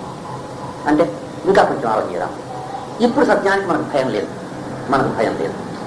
భయము లేనప్పుడు నిర్భయంగా బ్రతకాలి అని నిశ్చయం చేశాం. ప్రసాదే సర్వదుఃఖానాం హానిరస్యోపజాయతే ప్రసన్న చేతసోహ్యాశు బుద్ధి పర్యవతిష్టతే, బుద్ధి పర్యవతిష్టతే. ఇప్పుడు మనకు దుఃఖం లేదు. సరే, దుఃఖం వస్తే దుఃఖపడకూడదు, భయపడకూడదు అని అనుకున్నాం. దుఃఖము లేనప్పుడు దుఃఖం వస్తే భయపడకూడదు అనేది అర్థమైనట్టుగానే తోస్తుంది మనకు. బాగానే ఉంది అనుకుంటాం. అయితే దుఃఖం వచ్చినప్పుడు దాని పరిచయం, ఈ జ్ఞానం పనికాలదు. అప్పుడు విన్నాం కదా, దుఃఖం వచ్చినా భయపడకూడదని విన్నాం కదా. ఈ దుఃఖానికి మనం భయపడకూడదని ఉందామా అని అనుకుందామా అంటే చలిస్తుంది మనసు. అయితే బుద్ధి పర్యవతిష్టతే అంటే ఏమిటి? ఈ ప్రశాంత మనసు ఉన్నవారు, ధ్యానం చేసిన వారికి బుద్ధి స్థిరంగా ఉందంటే ఏమిటి? నిజంగా దుఃఖం వచ్చినప్పుడు కూడాను, నిజంగా కష్టం వచ్చినప్పుడు కూడాను భయపడదు. వచ్చింది పోదు అంతే. నిజంగా కష్టము లేనప్పుడు ధైర్యంగా ఉండేది కాదు, కష్టం వచ్చినా కూడా ధైర్యంగా ఉంటాడు, వాడు భయపడడు. అది ప్రసాదము అన్నట్టయితే. మనం సాధారణంగా దేవస్థానంలో ప్రసాదం తీసుకుంటాం కదా, నిజంగా దాని మూల అర్థం అది. భగవంతుడి దగ్గరికి వెళ్ళాం, దేవస్థానానికి వెళ్ళాం, పూజలు పునస్కారాలు చేశాం, భజనలు చేశాం, అంతా అయింది, పూజ ముగిసింది, వచ్చేటప్పుడు ప్రసాదం తీసుకొని వస్తున్నాం. అంటే మన మనసు ప్రసాదంగా ఉంది, స్థిరంగా ఉంటుంది. ఇక ముందు ఈ భగవత్ ప్రజ్ఞ మనలో శాశ్వతంగా ఉంటుంది అని వస్తాం. ప్రసాదము తీసుకోకుండా వచ్చినట్టయితే అది స్థిరంగా లేదు అని అర్థం. ప్రసాదం తీసుకొని రావాలి అంటే ఆ భగవంతుడి సన్నిధిలో మన మనసు ఏ విధంగా ప్రశాంతంగా ఉండిందో అది స్థిరంగా ఉండాలి. తిరిగి మనం దేవస్థానానికి వచ్చే వరకు ఇది ఇలాగే ఉండాలి అనే దానికి ప్రతీకంగా ప్రసాదం తీసుకువెళ్తాం. ఆ ప్రసాదం తీసుకున్నప్పుడు మనం ఈ శ్లోకం కూడా చెప్పుకోవచ్చు. ప్రసాదే సర్వదుఃఖానాం హానిరస్యోపజాయతే ప్రసన్న చేతసోహ్యాశు బుద్ధి పర్యవతిష్టతే. ఈ ప్రసాదం అనే దానికి కొంచెం అర్థం చేసుకున్నాం. నిర్భయంగా బ్రతికేవాడికి ఈ ప్రసాద స్థితి కలుగుతుంది అని అనుకున్నాం. అదే కాకుండా ఈ ఇంద్రియాల ద్వారా అనుభవించే సుఖ దుఃఖాలను జయించి అవి శాశ్వతమైనవి కావు అనుకున్నప్పుడు కూడాను ఈ మానసిక స్థితి మనకు వస్తుంది. ప్రసన్న చేతస్సు వస్తుంది. మనఃప్రసాద, సౌమ్యత్వం, మౌనం, ఆత్మవినిగ్రహ, భావ సంశుద్ధి ఇత్యేతత్ తపో మానస ఉచ్యతే. మనఃప్రసాద, ఆ విషయాన్ని అందుకోసం ఇంతవరకు మనం వివరించుకున్నాం. మనసు ప్రసాదంగా ఉండాలి, ఆరామంగా ఉండాలి. యో అంతరారామం అంతసుఖో తథాంతర్జ్యోతిరేవయ. మన ఆత్మలోనే మనలోనే ఆ ఆరామ స్థితి. మనం ఆరామాన్ని పదాన్ని ఉపయోగించి ఆరామంగా ఉన్నారా అనుకుంటారు. నిర్మలంగా ఉండాలి మనస్సు, ఒడిదుడుకు లేకుండా ఉండాలి. అది సంతోషమా దుఃఖమా అని తెలియని స్థితిలో స్థిరంగా ఉండాలి. వస్తు సంబంధమైన సుఖానికి లొంగకుండా ఆత్మ సంబంధమైన సుఖానికి లొంగిన మనస్సు ఆరామంగా ఉంటుంది. మనఃప్రసాద, మనస్సు ఎప్పుడు ప్రసాదంగా ఉండాలి. సౌమ్యత్వం, సౌమ్య భావము కలిగి ఉండాలి. అందులో ఒడిదుడుకులు కానీ రఫ్నెస్ అంటాం మనం మామూలు ఇంగ్లీష్ రఫ్నెస్ అంటే. రఫ్గా ఉండకూడదు, మనస్సు సౌమ్యంగా ఉండాలి. అంటే సౌమ్యంగా ఉండే మనస్సు ఏ విధంగా వ్యక్తమవుతుంది? మన నిత్యమైన బ్రతుకులో ప్రతి ఒక్కటి నిత్య జీవనంలో ప్రకటన అవుతూ ఉండాలి. ఈ మనస్సు సౌమ్యంగా ఉన్నప్పుడు ఎవరైనా మనకు అనిష్టమైన వాకు కలిగినప్పుడు తక్షణమే మనం క్రోధాన్ని వ్యక్తం చేయి, రియాక్ట్ చేయం. మనం ప్రశాంతంగా ఉంటాం. ఏమది ఆలోచన చేద్దాం, ఆలోచన చేసి దాని నుంచి తప్పుకుంటాం, లేదా తక్షణమే రియాక్ట్ అయిపోతాం. వారు కోపం చేసుకుంటే మనం కోపం చేసుకుంటాం, రఫ్ అయిపోతాం మనం. ఈ మనస్సు చంచలంగా ఉన్నట్టయితే అలాంటి ఘటనలు నిత్య జీవనంలో నడుస్తూ ఉంటాయి. మనస్సు సౌమ్యంగా ఉన్నప్పుడు అది ఆలోచన శక్తి కలిగి ఉంటుంది. ఇది అవసరమా, కోపం చేసుకోవటం అవసరమా, గట్టిగా అరచడం అవసరమా అని ఆలోచన చేసే శక్తి కలిగి ఉంటుంది. దీనికి బుద్ధుడి జీవనంలో ఒక ఉదాహరణ చూడండి. ఆయన భిక్షానికి వెళ్ళినప్పుడు ఒక చోట ఒక ఇంటి యజమానురాలు ఈయన చూసింది. యువకుడు ఆరోగ్యంగా ఉన్నాడు, ఆమెకు కొంచెం కోపం వచ్చింది. యువకుడు కదా, ఆరోగ్యంగా ఉన్నావు కదా, కష్టపడి పనిచేసి ఆహారాన్ని సంపాదించుకోకూడదా? ఈ breath in the sweat of ఇప్పుడు కష్టపడి సంపాదించాలి అంటారు. అది మనలాంటి వాళ్ళకి సత్యమే ఆమె చెప్తున్నది. బుద్ధుని విషయంలో ఏమైనా మనలాంటి వాళ్ళకి సత్యం. లేజీగా బ్రతకూడదు, అది తమో గుణం యొక్క లక్షణం. కష్టపడాలి. మన ఇంటిలో తినటానికి తగినన్ని వస్తువులు ఉండినప్పటికీ, మన పెద్దవాళ్ళు తల్లిదండ్రి బాగా సంపాదించి వదిలిపెట్టిపోయినప్పటికీ కూడా మనం ఊరకనే పని చేయకుండా దాన్ని అనుభవించకూడదు. మనం కష్టపడాలి. తల్లి తండ్రి ఏ రోజు సంపాదించారు, మనకు ఆస్తి మిగలబెట్టి వెళ్ళిపోయారు, అది అనుభవించుకుంటూ ఉండకూడదు. దాన్ని పరాన్న బుక్ అంటారు. పరుడు సంపాదించిన అన్నాన్ని భోజించడం, అది భుజించడం తప్పు. పరాన్న బుక్ అంటారు. మనం కష్టపడాలి. మనం కష్టపడి సంపాదించడానికి సాధ్యం కానంటి పరిస్థితుల్లో ఆ తల్లి తండ్రి సంపాదించిన విషయాలు వస్తువులు మనం ఉపయోగించుకోవచ్చు. అది మన కోసమే, అది కష్టపడేవాళ్ళు, తప్పేం లేదు, దాన్ని ఉపయోగించుకోవచ్చు. కానీ సాధ్యమైనంత వరకు దాన్ని ఉపయోగించుకోకూడదు. మనమే సంపాదించాలి. వాళ్ళు బుద్ధి ఇచ్చారు, జ్ఞానం ఇచ్చారు, ఆరోగ్యకరమైన శరీరం ఇచ్చారు. మనం కష్టపడాలి, సంపాదించుకోవాలి, తినాలి. వాళ్ళు ఇచ్చిన డబ్బు ఆస్తి అలాగే ఉండని, దీన్ని అపార్థం చేసుకోకండి. అది అట్లాగే ఉండిపోయిన అర్థం కాదు. దాన్ని ఉపయోగించుకోవచ్చు. అయితే డిస్క్రిషన్, ఎప్పుడు ఉపయోగించుకోవాలా, ఎప్పుడు ఉపయోగించుకోకూడదు, అనవసరంగా దాన్ని ఉపయోగించుకోకూడదు. మనమే కష్టపడాలి, మనం భుజించాలి. అది క్రైస్ట్ దీన్ని ఈట్ దై bread in the sweat of దై బ్రో, కష్టపడి చెమట వచ్చి ఆహారాన్ని సంపాదించు, పరుల ఆహారాన్ని తీసుకోవద్దు అని. కానీ బుద్ధుడు లాంటి వాళ్ళకి అది అన్వయం కాదు. ఎందుకంటే ఆయన అన్నారు, ఇంకొక ఆయన కాకుండా, ఏమయ్యా ఏదైనా వ్యవసాయం చేసుకోకూడదా అన్నాడు. అవునయ్యా, నీవు వ్యవసాయం చేస్తున్నావు, నేను వ్యవసాయం చేస్తున్నాను. నీవు ఏమి వ్యవసాయం చేస్తున్నావు? భూమిని దున్నుతావు, దానిలో బీజాలు వేస్తావు, వచ్చిన పంట నువ్వు తీసుకుంటావు, నువ్వు బీజాలు వేస్తావు.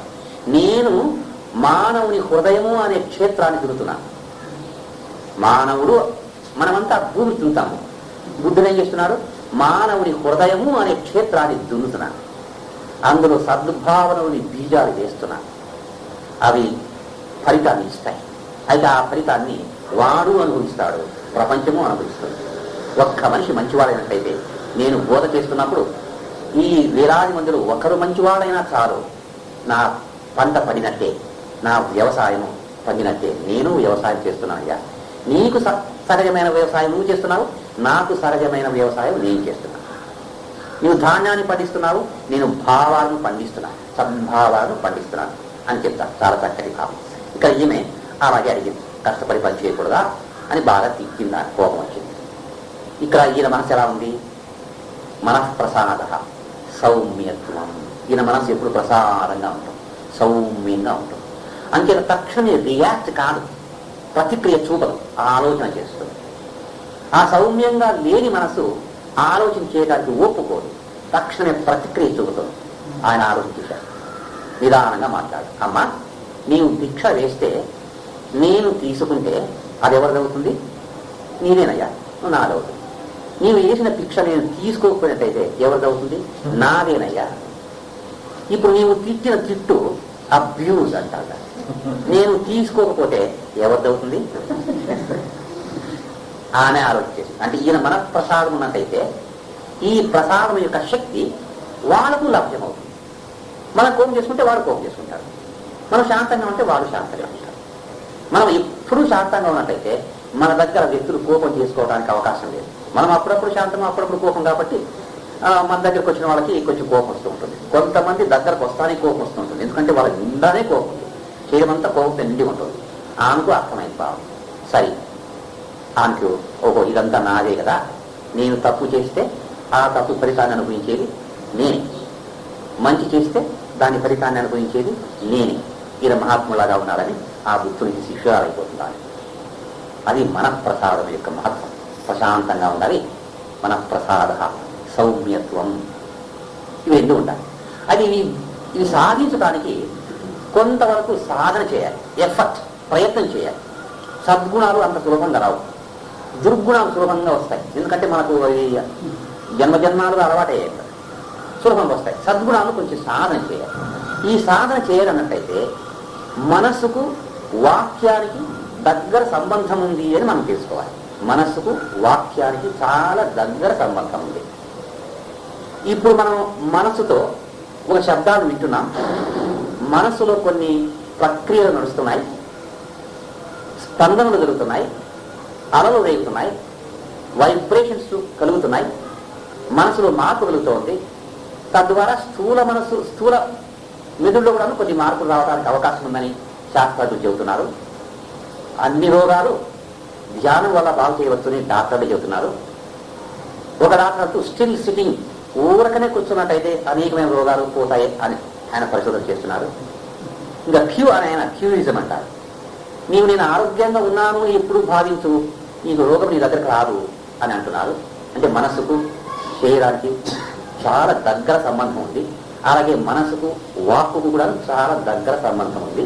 మనోవాక్కాయ కర్మలు అని మనసు, వాక్కు, కాయం పరస్పరం ఒకదానిపైన ఒకటి ఆధారపడి ఉన్నాయి, దగ్గర సంబంధం ఉంది మనసుకు, వాక్కుకు, శరీరానికి. ఇప్పుడు మనఃప్రసాద సౌమ్యత్వం, దాని గురించి మనం ఆలోచించేటప్పుడు వాక్కుకు మనస్సుకు ఉన్న సంబంధం ఏమిటి? మనం ధ్యానాన్ని కూర్చున్నాం అనుకుందాం, కానీ మనకు ధ్యానం కూర్చున్నప్పుడు ధ్యానం కుదటం లేదు అని చెప్పేవాళ్ళు ఎక్కువ. కూర్చుంటానే ధ్యానం కలుగుతుంది, శక్తి కలుగుతుంది అని చెప్పేవాడు చాలా తక్కువ.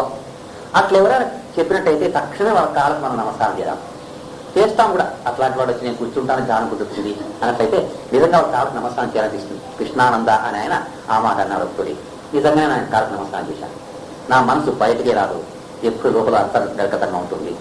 సమాధి నుంచి బయట రావడం కష్టం అవుతుంది.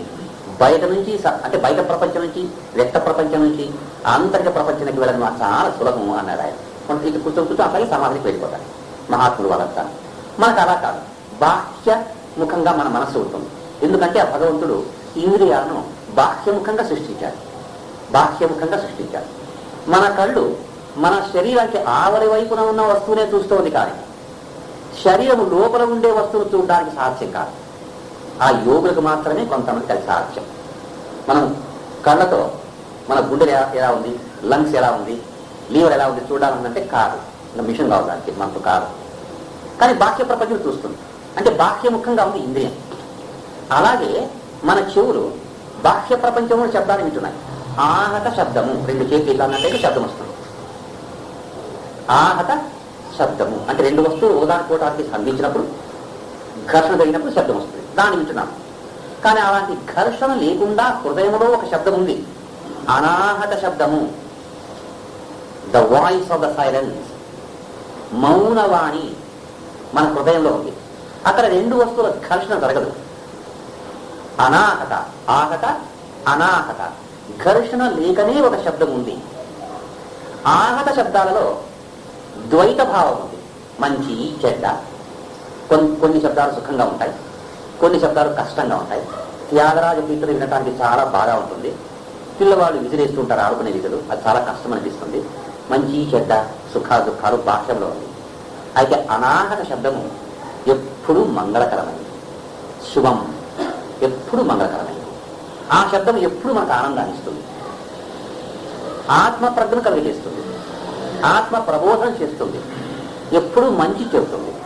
అది పరాశబ్దం. వైఖరి, మధ్యమ, పశ్యంతి, పరా శబ్దము. ఆ శబ్దంతో పరాశక్తి ఏకమై ఉంటుంది. ఆ శబ్దాన్ని వినగలిగితే పరాశక్తిని దర్శించినట్టే, ఆ భగవంతుని దర్శించినట్టే. అయితే మన చెవులు ఆ శబ్దాన్ని వినటానికి సాధ్యం కాదు. ఈ కన్నులు ఆ ఆంతరికమైన దృశ్యాన్ని చూడడానికి సాధ్యం కాదు. అందుకని కృష్ణ పరమాత్మ దదామి దివ్యం తే చక్షు, నీకు దివ్యమైన చక్షుడు ఇస్తానయ్యా, నీ కంటితో నన్ను చూడలేవు అంట. ఆ హృదయంలో ఉన్న పరమాత్మ, ఆత్మలో ఉన్న పరమాత్మను ఈ బాహ్య వస్తువులు చర్మ చక్షులు చూడలేవు. దానికి దివ్యమైన చక్షులు కావాలి. స్థూల చక్షులు కాదు, కనులు కాదు, సూక్ష్మమైన లింగ శరీరంలో ఉన్న చక్షువులు వికాసం పొందాలి. ఆ లింగ శరీరంలో ఉన్న చక్షువులు వికాసం పొందకుండా ఉండేది. దానివల్ల మన హృదయంలో ఉన్న భగవంతుడిని మనం చూడలేకపోతున్నాం. అదే అన్నమాచార్యులు అదే నీ హృదయంలో ఉండే హరిని అని అంటాడు. కానీ మనకు ఆయనకేమో చక్షు వికాసమైంది, ఆయన హృదయంలో ఉన్న భగవంతుడు కనిపించాడు. మన చక్షు వికాసం పొందలేదు, మన హృదయంలో ఉన్న భగవంతుడు మనకు కనిపించటం లేదు. మన హృదయంలో ఉన్న అనాహత శబ్దము మనకు వినిపించటం లేదు. అది సర్వశ్రేష్టమైన పరాశబ్దము అనాహత శబ్దం. అంటే మన ఇంద్రియాలు బాహ్య వస్తువులను స్వీకరిస్తున్నాయి, కానీ అంతఃచేతనలో ఉన్న విషయాలను స్వీకరించే స్థితులు లేవు. అంటే అంతర్గమనము వాటికి లేదు, బాహ్య గమనం ఉంది. వాటికి మనము ట్రైనింగ్ ఇవ్వాలి, వాటి చక్కగా మనం తీర్చిదిద్దాలి. బాహ్య వస్తువులోని దుష్టతనాన్ని మనం స్వీకరించకుండా ఉండేట్టు వాటికి తగినంత ట్రైనింగ్ ఇవ్వాలి, సాధన చేయాలి, అభ్యాసం చేయాలి.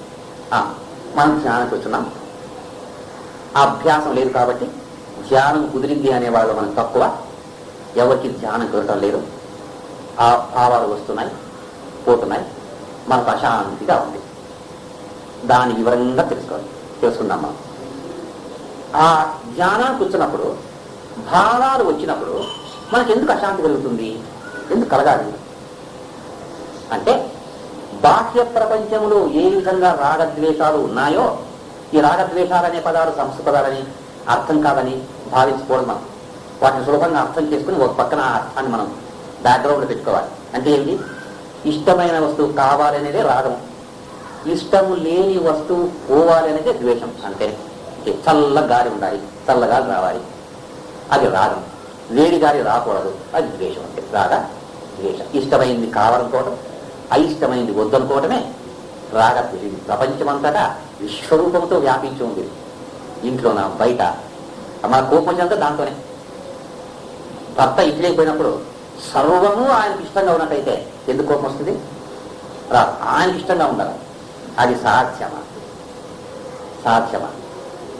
భర్త సినిమాకి పోయినప్పుడు లేదా మార్కెట్కి పోయినప్పుడు భర్త వెంట ఉంటూ ఆమె కోరిక నెరవేర్చుకుంటూ సర్వము ఆమెకి ప్రీతికరంగానే ప్రవర్తించాలి. సాధ్యమా? అసాధ్యమైన వాటికి ఆశిస్తున్నాం మనం. అసాధ్యమైన శార్వరి అనే ఒక యోగి ఉన్నాడు, ఇప్పుడు కూడా ఉన్నాడు, హైదరాబాద్లో ఉన్నాడు. మనిషికి ఎందుకయ్యా దుఃఖం వస్తుంది అని ఒక ప్రశ్న వేసుకున్నాడు. ఈ పెద్ద పెద్ద వాళ్ళు పెద్ద పెద్ద ప్రశ్నలు వేసుకుని ఉత్తరం ఇంకెంత పెద్దగా చెప్తారో అని మనం ఆశిస్తాం. కానీ వారు చెప్పే ఆన్సర్, ఉత్తరము, జవాబు చాలా సింపుల్గా ఉంటుంది. ఎంత సింపుల్గా ఉంటున్నట్లయితే it is too simple to believe. ఇంకేనా అనిపిస్తుంది మనకి. సాధన చేయి మొదలుపెట్టేస్తాం.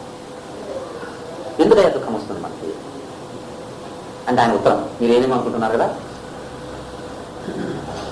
సుఖాన్ని ఆశిస్తున్నాం మనం, అందుకు దుఃఖం వస్తుంది. దుఃఖం ఎందుకు వస్తుంది? మానవుడు సుఖాన్ని ఆశిస్తున్నాడు కాబట్టి దుఃఖం వస్తుంది. ఆ సుఖాన్ని ఆశించకపోయినట్టయితే దుఃఖం, ఆ రెండు జొతలో ఉంటాయి. They are the two faces of the same coin. ఎక్కడ దుఃఖం ఉంది అక్కడ సుఖం ఉంది, ఎక్కడ సుఖం ఉంది అక్కడ దుఃఖం ఉంది. In the very temple of delight veiled melancholy has her shine. సుఖము అనే దేవస్థానంలో ఉండే దేవుడు ఎవరు? దుఃఖం. సుఖము అనే దేవస్థానంలో మనం చూసే దేవుడిని ఎవరు? దుఃఖం. ఆ దేవస్థానం చాలా బ్రహ్మాండంగా ఉంది, ఆనందంగా ఉంది. వెళ్తున్నాం దేవుడు చూడడానికి, అక్కడ చూస్తూ ఉండేది వేల్డ్ మెలాంకలీ, ముసుగు వేసుకున్న దుఃఖం. ఆనందము అనే దేవస్థానంలో ఉండేది దుఃఖం. అది ఇంగ్లీష్ వాళ్ళేగా చెప్పిండేది, మనవాడు చెప్పారు. దుఃఖ మధ్యే స్థితం సుఖం, సుఖ మధ్యే స్థితం దుఃఖం. దుఃఖ మధ్యములో ఉండేది సుఖము, సుఖము యొక్క మధ్యములో ఉండేది దుఃఖం. ట్యాగులు అంటారు, the gloom has N appeal of light. ఆ చీకటిలో కాంతి యొక్క కోరిక, ఆస్పిరేషన్ దాగి ఉన్నది. చీకటి ఉంది అంటే తర్వాత వెలుతురు రావాల్సిందేనే, వెలుతురు ఉంది అంటే చీకటి రావాల్సిందేనే. ఈ రెండును మనం గమనించకుండా వెళ్తున్నాం. ఎందుకంటే మనిషికి దుఃఖం వస్తుంది, సుఖాన్ని ఆశిస్తున్నారు కాబట్టి సుఖాన్ని ఆశిస్తున్నారు. ఇక్కడ మన ధ్యానంలో అశాంతి ఎందుకు కలుగుతుంది ఇప్పుడు అర్థమవుతుంది. ఆ వచ్చే భావాలు ఏదో ఒక చెడ్డ భావం వస్తుంది. ఈ మెడిటేషన్ ధ్యానం కోరటం లేదు అంటాం. ఆ భావన నీకు ఇష్టం లేదంటే అందువల్ల నీకు అక్కడ అశాంతి కలుగుతుంది. రాముని ధ్యానం చేయాలనుకున్నట్టయితే కుక్క జ్ఞాపకం వచ్చింది. నీకు రాముని పైన ఉండేంత ప్రేమ కుక్క పైన లేదు, అందువల్ల క్ష అంటావు. ఆ రాముడు కుక్క ఒకటే అన్నట్టయితే విద్యా వినయ సంపన్నే బ్రాహ్మణి గది హస్తిని సునిచైవ స్వపాకేచ పండితా సమదర్శన. రాముడిలో ఉన్న చైతన్యము కుక్కలో ఉన్న చైతన్యం ఒకటే అని భావించినట్టయితే నువ్వు ధ్యానం చేసేటప్పుడు రాముడు బదులుగా కుక్క వచ్చినట్టయితే నీకు ఎందుకు బేదారు కావాలి అంటే అక్కడ నీకు నీ బుద్ధి పనిచేస్తుంది. ఏం బుద్ధి కావాలి, వద్దు, రాగద్వేషాలు అక్కడ పనిచేస్తున్నాయి. రాముని భావించినప్పుడు పూర్ణంగా రాముని చిత్రం మన కనిపించినప్పుడు ఆనందంగా ఉంటాం మనం. అంటే మనం ఏది కోరుకుంటున్నామో అది జరిగితే ఆనందం కలుగుతోంది, ఆ కోరుకున్నది జరుపుపోయినట్టయితే దుఃఖం కలుగుతోంది మనం. అంతేకాదు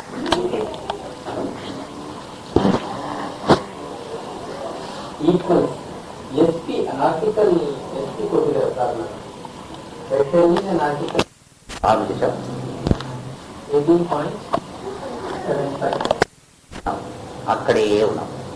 కుక్క జ్ఞాపకం వచ్చింది. కుక్క నీ మనసులో ఉందా? లేదు. నీ శరీరంలో ఉందా? లేదు. నీవు కుక్కనా? కాదు. కుక్క ఎక్కడుంది? ఎక్కడ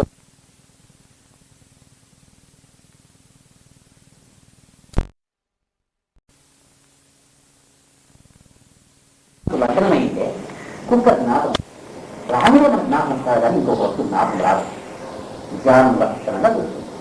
లేదా మన మనసు అనాథ చక్రంలో లయమైందంటే శబ్దమే లేదు, వస్తువే రాదు, నక్కరాదు, కుక్కరా, ఏమి లేదు. అక్కడ పచ్చిది మౌనం, పరాత్పర మౌనం ఉండిపోతుంది. మనం అదే ధ్యానం చేయాలి.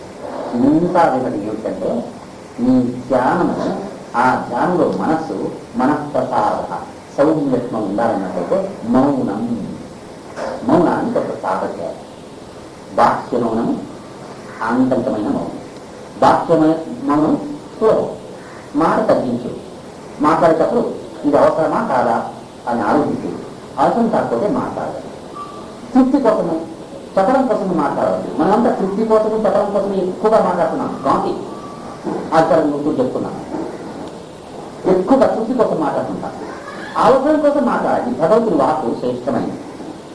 ఓం ఏకాక్షరం బ్రహ్మ, అక్కడిని పరబ్రహ్మ వస్తువు. దాన్ని వ్యర్థంగా ఉపయోగించుకోకూడదు, తృప్తి కోసం ఉపయోగించుకోకూడదు, దాని అవసరంగా మనం ఉపయోగించుకోవాలి. జీవనం బ్రతకడానికి ఎంత కావాలో అంత మాత్రమే ఉపయోగించుకోవాలి. వాళ్ళు ఏమనుకుంటారో వీళ్ళు ఏమనుకుంటారో ఇష్టం వచ్చినట్టు మాట్లాడుకోవాలి. వాక్యము చాలా ముఖ్యమైనది. దానితో పాటు ఆ మనసులో శబ్దాలు ఎక్కువగా లేకుండా ఉండేట్టు సాధన చేయాలి.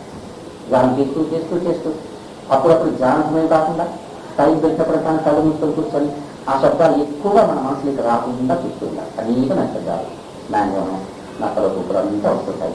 వాటిని తగ్గించుకోవాలి. ఆ శబ్దాలు రాకుండా reject Aravinda Maharshi the method of rejection అంటారు. ఆ శబ్దం వచ్చినప్పుడు దాన్ని తొలగించు, ఊరకనే ఉండదు, ఊరకనే ఉండడానికి ప్రయత్నించేది. కృష్ణాది ఇది శ్రీకృష్ణుడు చెప్తాడు, ఏమయ్యా నీకు అంత కష్టము, ఊరికే ఉండేరా, మనకు ఎంత కష్టం అని. అంత సులభం. ఎంత మాట్లాడమంటే కష్టము, ఆరోగ్యం చేయమంటే కష్టము, ధ్యానం చేయమంటే కష్టము, ఊరికనే ఉండేరా సరే ఇది వెరీ సింపుల్ అంటారు. అది మనకి ఏ కష్టం, ఆయనకు అంత సులభంగా ఉంది, అది మనకు చాలా కష్టం. ఊరికనే ఉంటుంది, ఏమీ ఆలోచించలేదు. ఆత్మ సంస్కరణ కృత్వ నకించిదపి చింతయే, ఆత్మ సంస్కరణ కృత్వ నకించిదపి చింతయే. ఆ మనసును ఆత్మ వహించి ఏమీ ఆలోచించేవారు, ఊరకనే చెప్తారు. అదే ధ్యానం. ఆ ఊరకనే ఉన్నప్పుడు in the depth of silence you come in touch with very God. బాహ్య మౌనము ఆంతరిక మౌనము సాధించినప్పుడు ఆ భగవంతుని స్పర్శ వద్దన్నా కలుగుతుంది. ఆ నిర్వాణ స్థితి మనకు వద్దన్నా కలుగుతుంది. మన ప్రసాద సౌమ్యత్వం, మౌనం, ఆత్మ విగ్రహ. భావ సంతృప్తికి. ఆ మౌనాన్ని సాధించే ముందుగా ఆ మౌనం సాధించడానికి ప్రయత్నం చేసినప్పుడు భావాలు మనలో వస్తుంటాయి కాబట్టి మొట్టమొదట వాటిని శుద్ధి చేసుకోవాలి. చెడ్డ భావాలు కాకుండా మౌనాన్ని మనకి ముందు కదా వస్తూనే ఉంటాయి, మంచి చెడ్డ వస్తుంటాయి. మంచి వాటిని సాధన చేయి, చెడ్డ వాటిని తొలగించుకోవాలి. ప్రేమకు సంబంధించిన భావాలు భావ సంతృప్తికి అది శుద్ధంగా ఉన్న భావం మనసులో చెడ్డవాటిని తొలగించు. చెడ్డవాటిని తొలగిస్తూ మంచి వాటిని నింపుకున్నప్పుడు మనలోని ఆ చైతన్యం పరిశుద్ధమై మౌనంగా ఉండటానికి సిద్ధమవుతుంది. ఊరకనే ఉంటుంది. మనం మంచి భావాలు ఎందుకు సాధన చేయాలన్నట్టయితే మంచి భావాలు చేయకపోతే చెడ్డ భావాలు దాంట్లో దుమ్ముకుని వస్తాయి. మంచి భావాలు ఎక్కడంటే చెడ్డ భావాలు వస్తాయి. రామ రామ రామ అంటుండాలి, కాకపోతే ఇంకే కామ కామ వచ్చేస్తుంది. రామ రామ అని ఆవేదన ఎందుకు చెప్పాలంటే ఇంకొకటి రాకుండా ఉండాలి. కొన్నాళ్ళు పోయిన తర్వాత రాముడు తిరగట్టు ఇచ్చిన తర్వాత రాముడు మాయమైపోతారు. రామకృష్ణ పరమాత్ముడు జరిగినట్టుగా అది మౌనం. ఆ మౌన స్థితిలో భావ సంతృప్తిని సాధించి మౌన స్థితికి వచ్చినప్పుడు బాహ్య మౌనము ఆంతరిక మౌనము మనం సాధించినప్పుడు భగవంతుని స్పర్శ ఉత్పన్న కలుగుతుంది. బ్రహ్మని బ్రహ్మస్థిత, నేను బ్రహ్మ అనేది మనకి గోచరం అవుతుంది. అహం బ్రహ్మాస్మి అనేది గోచరం అవుతుంది. గురువు దాన్నే బోధిస్తాడు, తత్వమసి తత్వమసి. ఆ బ్రహ్మని నీవగా సత్యం, అదే నీవు అని ఆయన బోధించినప్పుడు ఆయన తపస్సు చేసి అహం బ్రహ్మాస్మి అని గోచరం అవుతుంది. ఈ అహం బ్రహ్మాస్మి ప్రజ్ఞ రియలైజేషన్ మనకు లక్ష్యం కావాలన్నట్టయితే బాహ్య మౌనము ఆంతరిక మౌనము పరిపూర్ణంగా సాధించాలి. ప్రాథమిక దశలో బాహ్య మౌనాన్ని సాధించాలి. ఆంతరిక మౌనాన్ని సాధించే ప్రాథమిక దశలో దుఃఖభావాన్ని త్యజించి సద్భావాలను సాధించాలి. తర్వాత మౌనమే మౌనం, ఈ విధంగా మౌనాన్ని సాధించాలి. ఆ మౌనంలో మనకి ఆ పరబ్రహ్మ వస్తువు యొక్క ప్రజ్ఞ నాశమవుతుంది. ఇన్స్పిరేషన్ అంటారు దాన్ని. రూపమే ఆత్మ సంస్కృతంగా భగవంతున్నాడు. మనకు ఆనందం అని కలుగుతుంది. ఇక భయం అనేది ఉండదు, దుఃఖం అనేది ఉండదు. ఆత్మజ్ఞానం వాక్యం ఉంటాడు. అది వారి దశ, వారి ఋషి, వారి యోగి, వారి సెయిన్, వారి దుఃఖ. అహం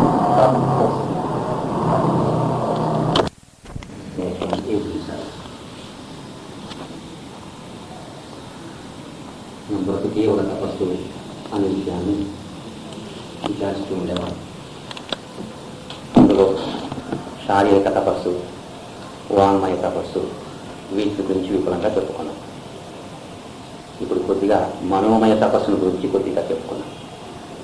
అందులో గీతలో మనఃప్రసాద, సౌమ్యత్వం, మౌనమాత్మవినిగ్రహ, భావ సంశుద్ధి ఇత్యేతత్ తపో మానసముచ్యతే అంట. ఇది మనస్సు యొక్క తపస్సు అంటే మనఃప్రసాద, మనస్సు ఎప్పుడు ప్రసాదంగా ఉండాలి, ప్రక్షుబ్ధంగా ఉండకూడదు, కోపతాపాలకు బలి కాకూడదు, ప్రశాంతంగా ఉండాలి. ప్రసాదము. ప్రసాదే సర్వదుఃఖానాం హానిరస్యోపజాయతే. ప్రసన్న చేతసో హ్యాశు బుద్ధి పర్యవతిష్టతే అంట. మనస్సు ప్రసాదంగా ఉన్నట్టయితే, ప్రశాంతంగా ఉన్నట్టయితే ప్రసాదే సర్వ దుఃఖానాం హానిరస్యోపజాయతే. మనకున్న దుఃఖాలన్నీ కూడా నశించిపోతాయి. అంటే దుఃఖాలు ఉన్నట్టుగానే నశించిపో. మనస్సు ప్రసాదంగా ఉండినట్టయితే దుఃఖాలకు కారణమైన ప్రతిక్రియలు, పనులు మనం చేయి. ప్రశాంతంగా బ్రతుకుతాం కాబట్టి ఆ పాప ఫలం మనకు దూరంగా వెళ్ళిపోతుంది. మనస్సు ప్రశాంతంగా ఉండేవాడు సాధారణంగా తప్పు పనులు చేయడు. వెనుకటి కర్మఫలాన్ని మాత్రమే అనుభవిస్తూ ఉంటారు. ఇక రాబోయే కర్మ ఏముందో మనకు తెలీదు. ఇప్పుడు మనం చేసే కర్మను క్రియమాణ కర్మ అంటారు. ఇప్పుడు మనం పాప పనులు చేయకుండా ఉండటానికి మనస్సు ప్రసారంగా ఉండినట్టయితే సాధ్యమవుతుంది. సంచిత, ప్రారబ్ధ, ఆగామి అని కర్మలు. సంచిత, ప్రారబ్ధ, ఆగామి. సంచిత అన్నట్టయితే మనం అనేక జన్మలు వెనుకట అనుభవించాం. అందులో మంచి చెడ్డ చేశాం. ఆ కర్మ ఓ రాశిగా తయారైంది, మన వెంట వస్తుంది. అది సంచిత అంటే సంపాదించుకున్నాం మనం. అయితే ఒక్కొక్క జన్మకు ఆ పూర్తి కర్మను అనుభవించడానికి శక్తి మనకు చాలదు. అంత కష్టం వచ్చినట్టయితే భరించలేదు. అందుకని భగవంతుడు ఈ జన్మలో మనము ఎంత భరించటానికి సాధ్యమో అంత కర్మను మాత్రము ఇస్తాడు. అంటే కష్టం కానీ సుఖము కానీ. కష్టము సుఖము రెండూ భరించలేము మనం అనుకుంటాం, కానీ సుఖం వస్తే బాగుంటుంది, కష్టాన్ని భరించలేము అనుకుంటాం. సుఖాన్ని భరించలేం, కష్టాన్ని భరించలేం. ఎక్కువ సుఖం వచ్చినప్పుడు హార్ట్ ఫెయిల్ అయిన వాళ్ళు ఎంతో మంది ఉంటారు కదా. లాటరీ తగిలిందనంటే కోట్లు హార్ట్ ఫెయిల్ అయిపోతుంది. ఇంకా ఏమో జరిగిందంటే హార్ట్ ఫెయిల్ అయిపోతుంది. భరించలేము మనం ఆ ఆనందాన్ని, భరించలేము. అందుకని ఆధ్యాత్మిక ఆనందం అన్నిటికంటే గొప్పది కాబట్టి ఆధ్యాత్మిక ఆనందాన్ని మనం ఎంత ఆశించినా భగవంతుడు వెంటనే ఇవ్వడు, దాన్ని భరించలేము మనం. అంత గొప్పగా ఉంటుంది ఆధ్యాత్మిక ఆనందం అనేది. అది వెంటనే ఇవ్వరు. మన అంతశ్చేతన శుద్ధి అయ్యే వరకు ఆ ఆధ్యాత్మిక ఆనందం మనకు లభ్యం కాదు. లభ్యం కావాలి అనుకున్నా అది భగవంతుడు ఇవ్వడు. కారణం ఏమిటంటే దాన్ని మనం భరించలేం. అది చాలా గొప్పగా ఉంటుంది. ప్రపంచాన్నంతా జయించిన ఏ ఆనందం కలుగుతుందో అంతకంటే ఎక్కువగా ఉంటుంది ఆధ్యాత్మిక ఆనందం అని. ఆత్మానందము లేదా బ్రహ్మానందము అని. స్వర్గలోక సుఖాలు, బ్రహ్మలోక సుఖాలు ఇవన్నీ కలిపినా దానికి సమానం కాదు అని శాస్త్రాలు చెప్తాయి. దాన్ని మనం భరించలేము. అందుకని భగవంతుడు ఇవ్వడు. ఇవ్వకపోవడమే మంచిది. మనం దాన్ని భరించాల్సినట్టయితే శారీరకంగా, వాక్కు ద్వారా, మానసికంగా పరిశుద్ధమైన జీవనం చేయాలి. అప్పుడు కానీ అది మనకు లభ్యం కాదు. ఇందులో రహస్యం ఏంటంటే శారీరకంగా, వాక్కు ద్వారా, మనసు ద్వారా పరిశుద్ధమైన జీవనం చేసేటప్పుడు సహజమైన ఆనందం కలుగుతుంది. ఆనందంగా ఉంటుంది. మన శరీరం మనం స్నానం చేసినప్పుడు మనకి ఏ విధంగా ఉంటుంది? హాయిగా ఉంటుంది. అలసిపోయిన తర్వాత స్నానం చేసినట్టయితే హాయిగా ఉంటుంది. అలాగే ఎవరైనా దుందుడుగ్గా మాట్లాడినా, మనం ప్రశాంతంగా మాట్లాడినప్పుడు, ఆ ఘటనను దాటి ఇంటికి ఇల్లు చేరినప్పుడు, ఎవరిని దూషించకుండా ఇంటికి వచ్చినప్పుడు మనకు ఆనందంగా ఉంటుంది. మంచి మాట మాట్లాడడం చెడ్డ మాటలు మాట్లాడలేదు అని ఆనందంగా ఉంటుంది. లేదా ఒకరోజు మౌనంగా ఉండాలని మనం ప్రయత్నం చేసి ఆ రోజు మంచి మాటలు తప్ప చెడ్డ మాటలు మాట్లాడకుండా సాధ్యమున్నంత వరకు మౌనంగా ఉన్నప్పుడు ఆ సాయంకాలం ఆనందంగా ఉంటుంది. మాట్లాడినా పర్వాలేదు, మౌనంగా మన మౌనం ఆచరణ చేసేటప్పుడు మధ్య మాట్లాడినా పర్వాలేదు అవసరం వచ్చినప్పుడు. అయితే ఆ మాట మంచిగా ఉండాలి, పరులకు సుఖంగా ఉండాలి. ఆ రోజు మనకు ఆనందంగా ఉంటుంది. అంతశ్చేతన కోపతాపాల నుంచి విడివడి అతి శుభ్రంగా ఉన్నప్పుడు అత్యధికమైన ఆనందం కలుగుతుంది.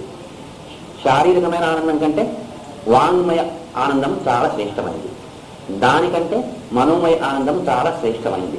ఆనందమునకు లభ్యమయ్యేది శుద్ధిగా ఉన్నప్పుడు, శుభ్రంగా ఉన్నప్పుడు, పవిత్రంగా ఉన్నప్పుడు. అంచేత మన అంతశ్చేతన శుద్ధంగా ఉన్నప్పుడే మనకు ఆనందం కలుగుతుంది.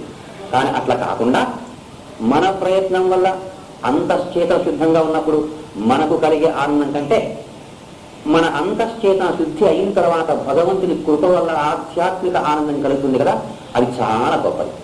దానికి సమమైన ఆనందం మరొకట్లేదు. అయితే శుద్ధి లేకపోతే దాన్ని మనం భరించలేము. శరీరం కానీ మనస్సు కానీ ఏమీ భరించలేదు. ఒక్కొక్క మారు మీరు ఆనందంగా ఉన్న పిల్లలు కానీ లేదా ఫంక్షన్స్లో కానీ మీకు అనుభవం అవుతుంది. ఏదైనా చెప్పాలనుకున్నప్పుడు నోరు సరిగా రాదు. ఆనందం ఎక్కువైనప్పుడు మాట్లాడడానికి తుదులుగా మాట్లాడతాం కదా, మనం నత్తిగా మాట్లాడతాం రాదు. లేదా కోపం ఎక్కువైనప్పుడు కూడా మాట్లాడలేము, మనం ఫ్లూయెంట్గా మాట్లాడలేము. అంటే మాట కూడా దెబ్బతింటుంది. ఆ సుఖ దుఃఖాలకు మనం భరించలేము. అందుకని ప్రశాంతంగా ఉండాలి. ప్రసాదే సర్వదుఃఖానాం హారకస్యోపజాయతే. మనస్సు ప్రసాద స్థితిలో ఉన్నప్పుడు దుఃఖాలు మనకు రావు. అంటే ప్రకృతమే కాదు, ఇక రాబోయే దుఃఖాలు కూడా రావు. ఈ కష్టాలు భగవంతుడు ఈ జన్మకు ఇంత అనిస్తాడు అనుకున్నాం. ఆ సంచిత కర్మలో నుంచి కొంత కష్టం మనకి ఇచ్చినప్పుడు ఆ కష్టం కానీ సుఖము కానీ ఈ జన్మలో అనుభవించేటప్పుడు దాని ప్రారంభము అంటారు. అంచేత ప్రారంభాన్ని మార్చడానికి సాధ్యము కాదు అని శాస్త్రాలు పెద్దవాళ్ళు చెప్తారు. ఎందుకంటే ఈ జన్మ అనుభవించాలని ఆ భగవంతుడు నిర్ణయించారు. ఎంతో కర్మ ఉంది, కొంత కర్మను మాత్రం ఈ జన్మలో మనం అనుభవించాలి. దీన్ని ప్రారంభము అంటారు. ఇక ఆ కర్మలో కొంత ఈ జన్మలో అనుభవించిన తర్వాత ఇంకా మిగిలి ఉంటుంది.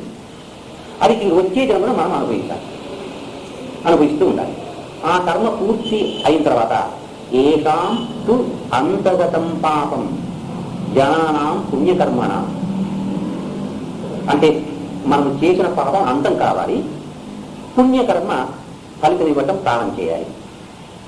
తే సర్వ జీవ హితేరతా భయంతే మాం భక్తియుతా.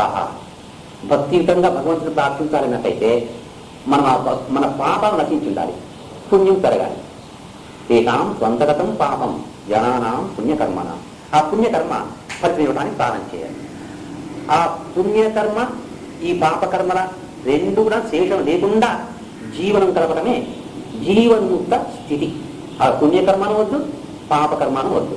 వద్దు అన్నట్టయితే చేసేది కాదు, చేసిన దాన్ని అనుభవించడం. వెనుకట పుణ్యం చేశాం, ఆ ఫలాన్ని సుఖాన్ని అనుభవిస్తాం. పాపం చేశాం, దుఃఖాన్ని అనుభవిస్తాము. ఈ క్రమంగా ఈ జ్ఞానం ఎరుక మనకు కలిగి కర్మ ఫలితాన్ని కోరకుండా జీవనం చేయడానికి ఎంత కర్మ కావాలనో అంత కర్మ చేస్తూ పాపము పుణ్యము రెండు వద్దనుకున్నప్పుడు మన కర్మ కంప్లీట్ గా నశించిన తర్వాత మనకు ఒక విధమైన ఆధ్యాత్మిక శాంతి లభ్యమవుతుంది. అది ముక్తి అంటాం. మనం కర్మ నుంచి ముక్తి, ముక్త కర్మ. ఇంకా కర్మ ఫలితాన్ని మనం అనుభవించడం అవసరం లేదు. ఆ స్థితి వచ్చే వరకు, ఆ సంచిత కర్మ పూర్ణమయ్యే వరకు మన బతుకు సాగుతూనే ఉంటుంది. ఆ సంచిత కర్మ పూర్తి అయిపోవాలి. అంటే ప్రారంభ, సంచిత, ఆగామి. ఆ సంచిత కర్మ పూర్తి అయ్యే వరకు ఆగామి కర్మ పనిచేస్తూ ఉంటుంది. అంటే వెనుకటి వచ్చే జన్మలకు ఈ కర్మ పంచుతూ ఉంటారు. అది సంపూర్ణంగా జీవం నశించే వరకు జన్మాలకు మనం కర్మ అనుభవించాలి. అది మనం చేసిన దానికి కొత్తదే కాదు. అయితే ఈ మధ్య ఏం జరుగుతుంది, అజ్ఞానం వల్ల సంచిత కర్మ అలా ఉంది, అందులో ఒక భాగాన్ని ప్రారంభంగా మనం అనుభవిస్తున్నాం. అయితే ఈ జన్మలో తిరిగి కర్మ చేస్తాం.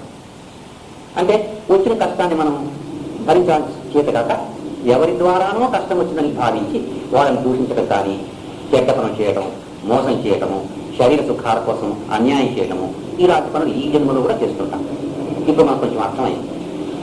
ఒకవైపు సంచిత కర్మ ఉంది, ఒక రాశిగా ఆ కర్మ ఉంది, అందులో కొంత భాగాన్ని కనిపిస్తున్నాం. తిరిగి మనం కర్మ చేస్తాం. అప్పుడేమవుతుంది? సంచిత కర్మ ఆ రాశి పెరిగిపో. ఓ 10% ఇప్పుడు మనం అనుభవిస్తున్నాం అనుకో, ఇంకా 90 అట్లాగే ఉంది. ఒక్కొక్క జన్మలో 10% కర్మను అనుభవించినాము అనుకుందాం, దుఃఖాన్ని మ్యాథమెటిక్స్ ప్రకారం. అలాగా 10 జన్మలకు అది అంతమవుతుంది. ఈ జన్మలో 10%, ఇంకా 90% ఉంది. ఇంకా 9 జన్మలకు మనకు ముక్తి వస్తుంది, ఇంక మనకు పాపం ఉండదు. అయితే ఈ 10% కర్మను అంటే దుఃఖాన్ని అనుభవిస్తూ, కర్మ అంటే దుఃఖం ఒకటి కదా, ఆనందం కూడా కర్మే, అది దుఃఖం అనుకుందాం. అనుభవిస్తూ తిరిగి మనం అన్యాయాలు మోసాలు చేసి 30% కర్మ చేసినాం అనుకోండి, ఏమైంది? ఇప్పుడు ఎక్కువ అయిపోయాయి. 90 + 30 120 అయి 10% నష్టమైంది, 30% ఎక్కువ. మనకు తెలియదు. ఇప్పుడు ఈ ఎరుక లేనందువల్లనే మనం పాపం చేసుకుంటాం. ఆ ఎరుకున్నవాడు కష్టం వచ్చినట్టయితే అనుభవిస్తాడు, ఆనందంగా అనుభవిస్తాడు. సహనం సర్వదుఃఖాన అప్రతికార పూర్వకం చింతా విలాపరహితం. సహనం సర్వదుఃఖాన అప్రతికార పూర్వకం చింతా విలాపరహితం. ఆ విధంగా అనుభవించాలి. సహనం సర్వదుఃఖానం, ఏమైనా దుఃఖం రాని భరించాలి. అప్రతికార పూర్వకం, ఈ దుఃఖము ఎవరి నుంచి వచ్చింది అని మనం భావించి వారికి ప్రతీకారం తీసుకోవడానికి ప్రయత్నం చేయకూడదు. ఎందుకంటే సాధారణంగా సుఖ దుఃఖాలు వచ్చేవి మానవుల ద్వారా వస్తుంది. దైవం మానుష రూపేణ.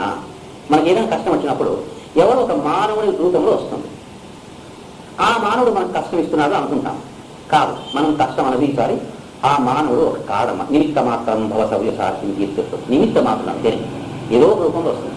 ఏదో మానవుడు కాకపోయినట్టయితే పంచభూతాల్లో ఒకటి అధిదైవము అంటారు. గాలి వల్లనో, వాన వల్లనో, అగ్ని వల్లనో మనకు నష్టాలు అవుతుంటాయి.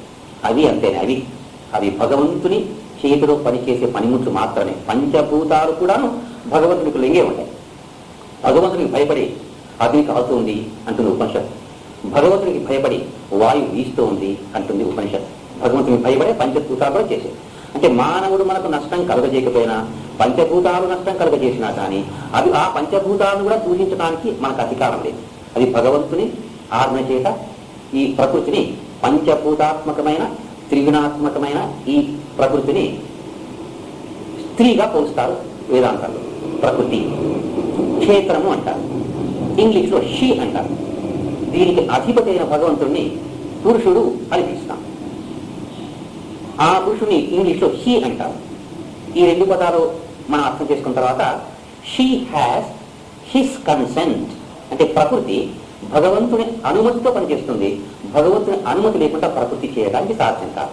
మయాధ్యక్షేణ ప్రకృతికి సూయతే సచారచరం, నేను అధ్యక్షుడుగా ఉండి ప్రకృతి చేత పనులు చేస్తుంటాను అంటారు భగవంత గీతలు. ఆయన అనుమతి చేత ఈ ప్రకృతి పనిచేస్తుంది. మనకు కష్టాలు వచ్చినప్పుడంతా ప్రకృతి ద్వారానే వస్తాయి. ఈ ప్రకృతిలో అనేకమైన విషయాలు. గాలి, అగ్ని అది ప్రకృతినే, పాము, కప్ప అది ప్రకృతినే, మనిషి అది ప్రకృతినే, దేవతలు కూడా ప్రకృతికి సంబంధించిన వాళ్ళే. పరబ్రహ్మ ఒకటి తప్పితే మిగిలినంతా ప్రకృతి. ప్రకృతి ద్వారా మనకు కష్టాలు వస్తున్నాయి అన్నట్లయితే ఏ విధంగా మనకు కష్టం వచ్చినా ప్రకృతి ద్వారానే. మనిషిగా రావచ్చు, మనిషి రూపంలో రావచ్చు కష్టము, పంచభూతాల రూపంలో రావచ్చు, అకస్మాత్తుగా ఏదో ఈ ఘటనలు ఏవైనా రావచ్చు, లేదా మన మనసులోనే ఉత్పత్తి కావచ్చు. కష్టము ఒక్కొక్క మారు మన మనసులోనే ఉత్పత్తి అవుతుంది, బాహ్యంలో కాకుండా. అది కూడా ప్రకృతినే. మనసు కూడా ప్రకృతికి సంబంధించిందే. కష్టాలన్నీ ప్రకృతి ద్వారానే వస్తాయి. అయితే ఆ కష్టాలు రావడం మన కర్మ ద్వారానే.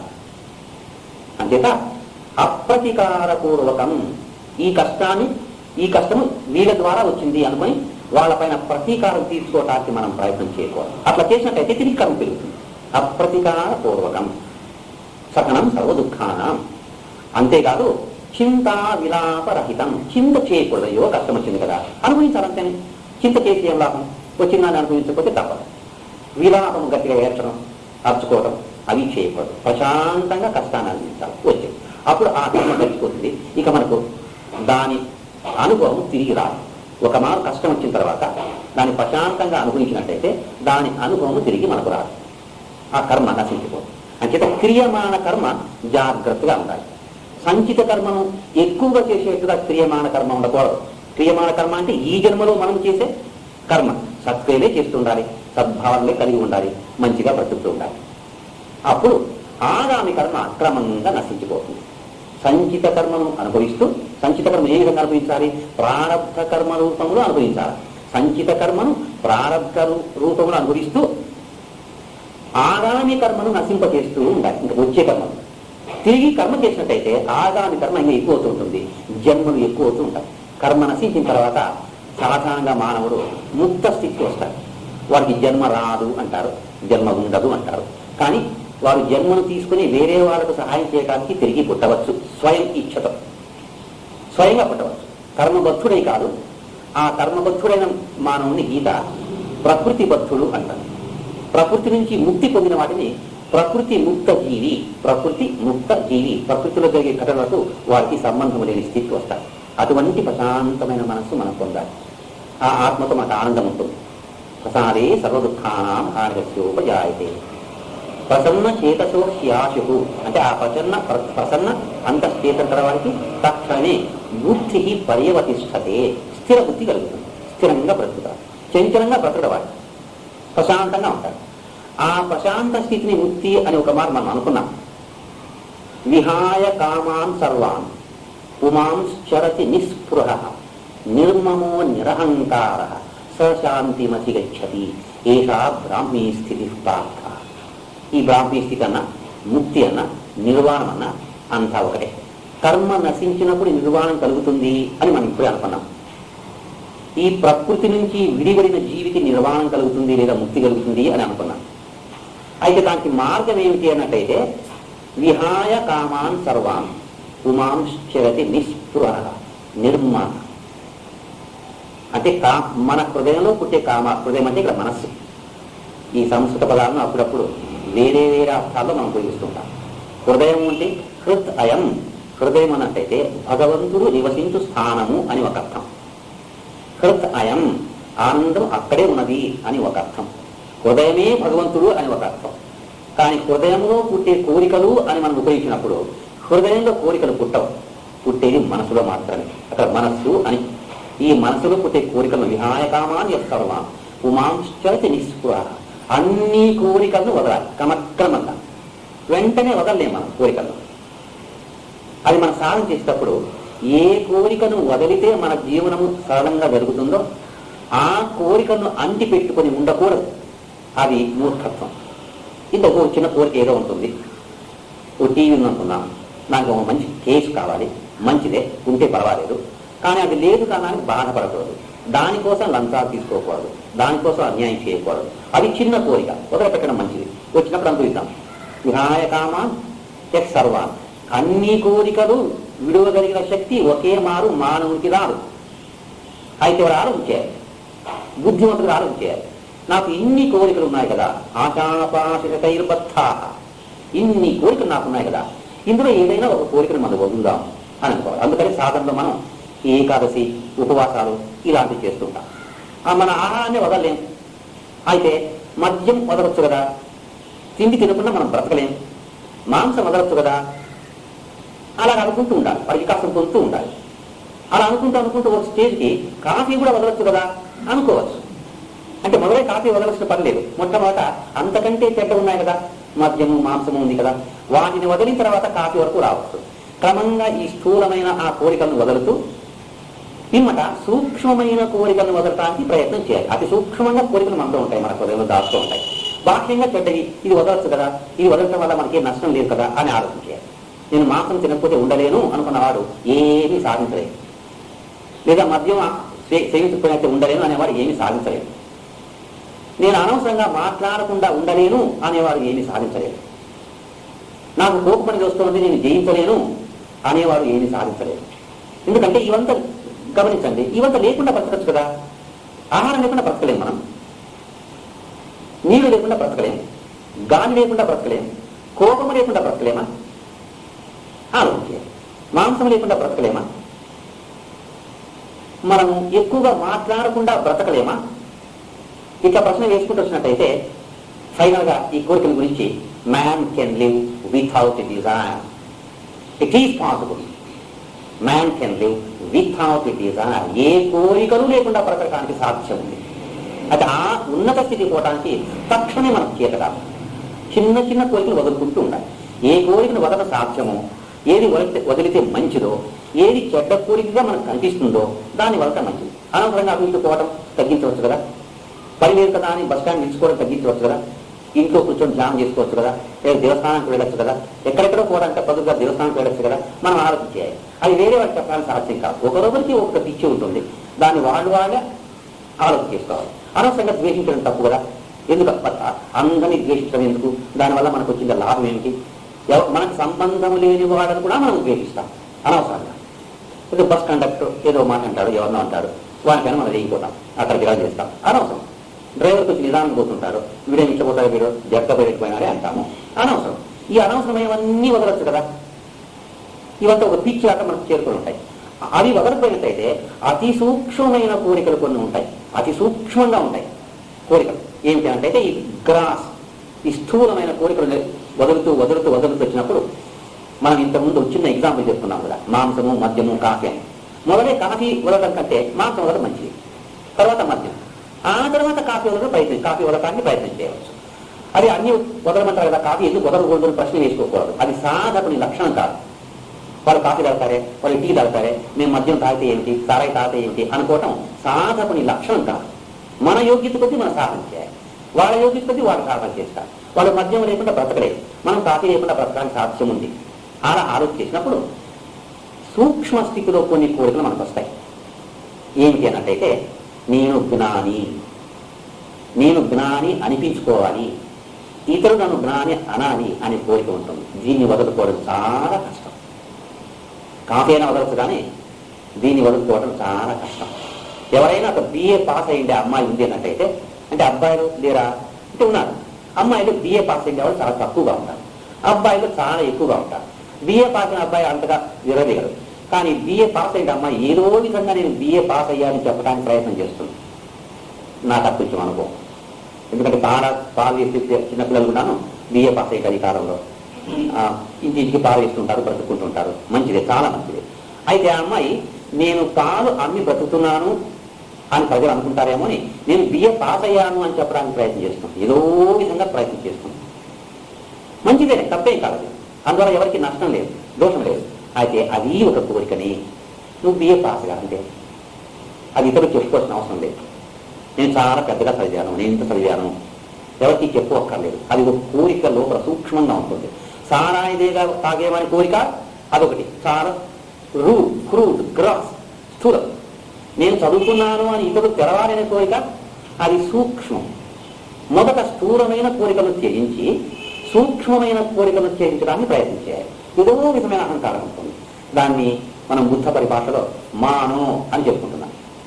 లోపల ఎక్కడో గాఢంగా అది కాస్తూ ఉంటుంది. దానికి దెబ్బ తగిలినప్పుడు మనకు కోపం వచ్చేస్తుంది, చాలా బాధపడతాం. మన విద్య పనికి రాదని ఎవరన్నా అన్నట్టయితే చాలా బాధపడతాం. ఎందుకైనా నీకు విద్య పనికి వచ్చింది అన్నట్టయితే బాధపడతాం. మనం దానికి గౌరవించాలి అనుకుంటాం. మన విద్యను చూసి వాళ్ళు గౌరవించాలి, మనం 10 మంది మెచ్చుకోవాలి. ఇది కీర్తి అంటాం. అది దాన్ని జయించడం చాలా కష్టం. ఇలాంటి సూక్ష్మమైన కోరికలు ఉంటాయి. నా విద్యను ఇతరులు గమనించాలని చాలా మంది అంటుంటాం. అది తప్పని కూడా మనకు తెలియదు. ఈ మన ఇండియాలో ఈ పేరెంట్స్ని ఎవరు గుర్తిస్తారు అని అనేక మంది డాక్టర్లు అంటారు, అనేక మంది ఇంజనీర్లు అంటారు. అది సహజము అని వాళ్ళతో మాట్లాడుతూ మనం అంతా మెచ్చుకుంటాం. నిజమే, ఇండియాలో ఏ విద్యకు విలువ లేదు. అమెరికాకు పోయిస్తేనే ఏమైనా, అమెరికాకు రిటర్న్ అంటే పర్వాలేదు. అమెరికాలో కూడా ఇండియన్ డాక్టర్లు ఆపరేషన్ చేసేది.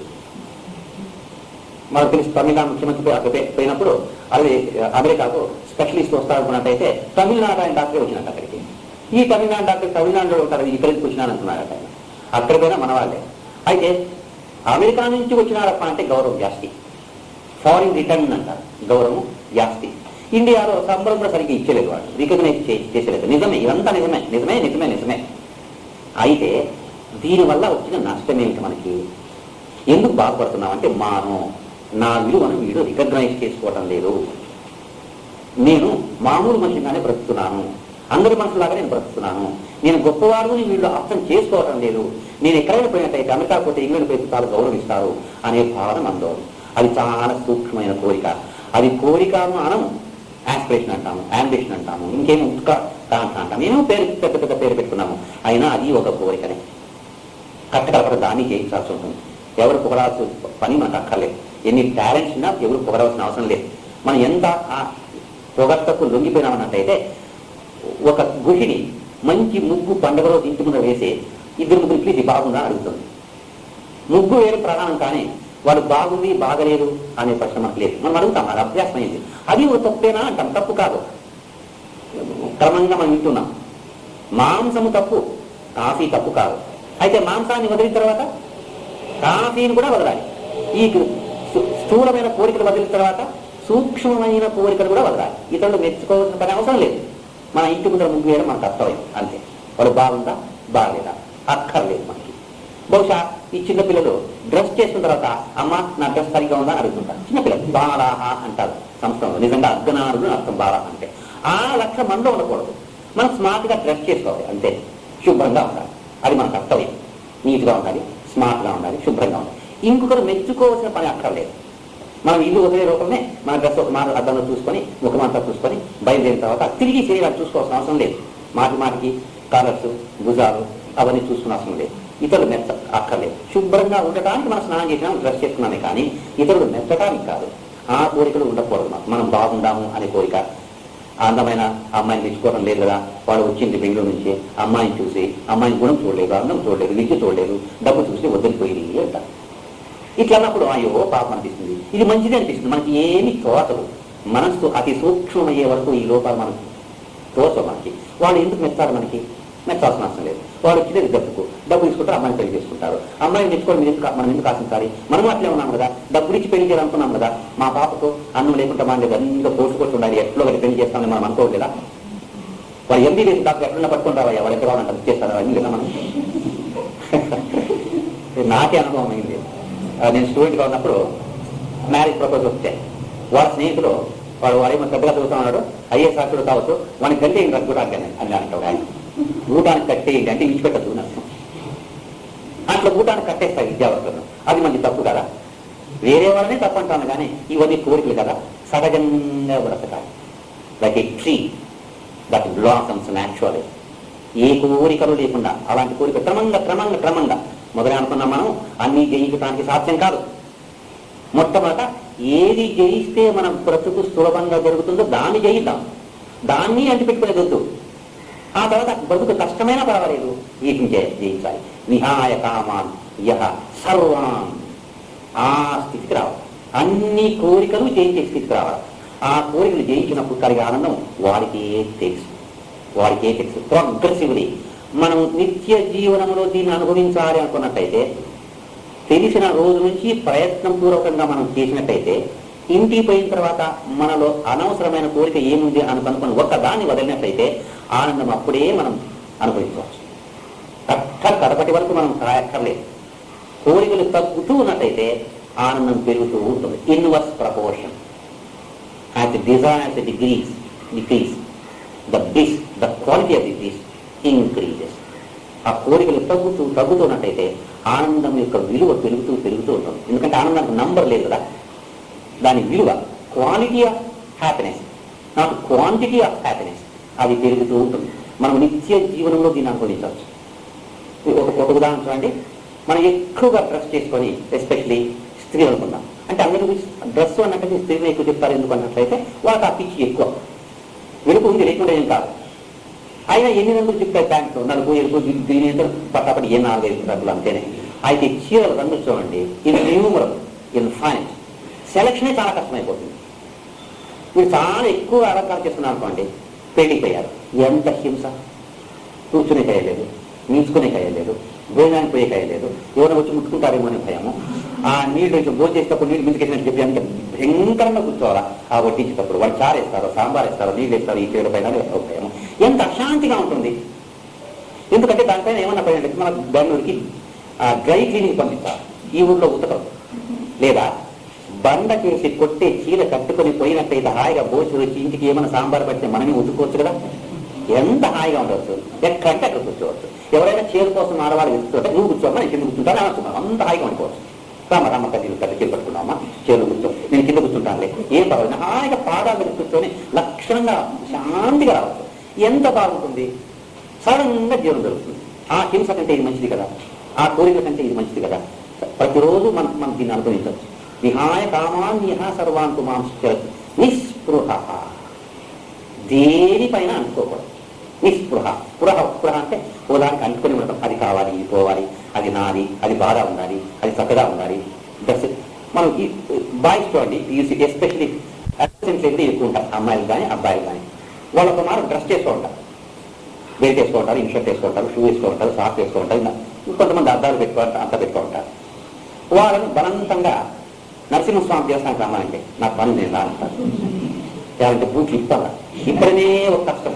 పోనీ బూట్లు ఒకటి ఇప్పేరా, సాక్స్తో రావచ్చు. ఈ దేవస్థానం కొంచెం పర్వాలేదు, గవర్నమెంట్ దేవస్థానం అన్నట్లయితే ఇక్కడ బూట్లు ఇప్పేస్తారు, సాక్స్తో వస్తారు. ఆడేమన్నా నీళ్ళు గీడి పడినట్లయితే అవస్థ పడతారు. ఇందులో వచ్చినవారా నరసింహస్వామి నమస్కారం వేయరానంటే నిలబడుకొని నమస్కారం వేసే ప్రయత్నం చేస్తారు.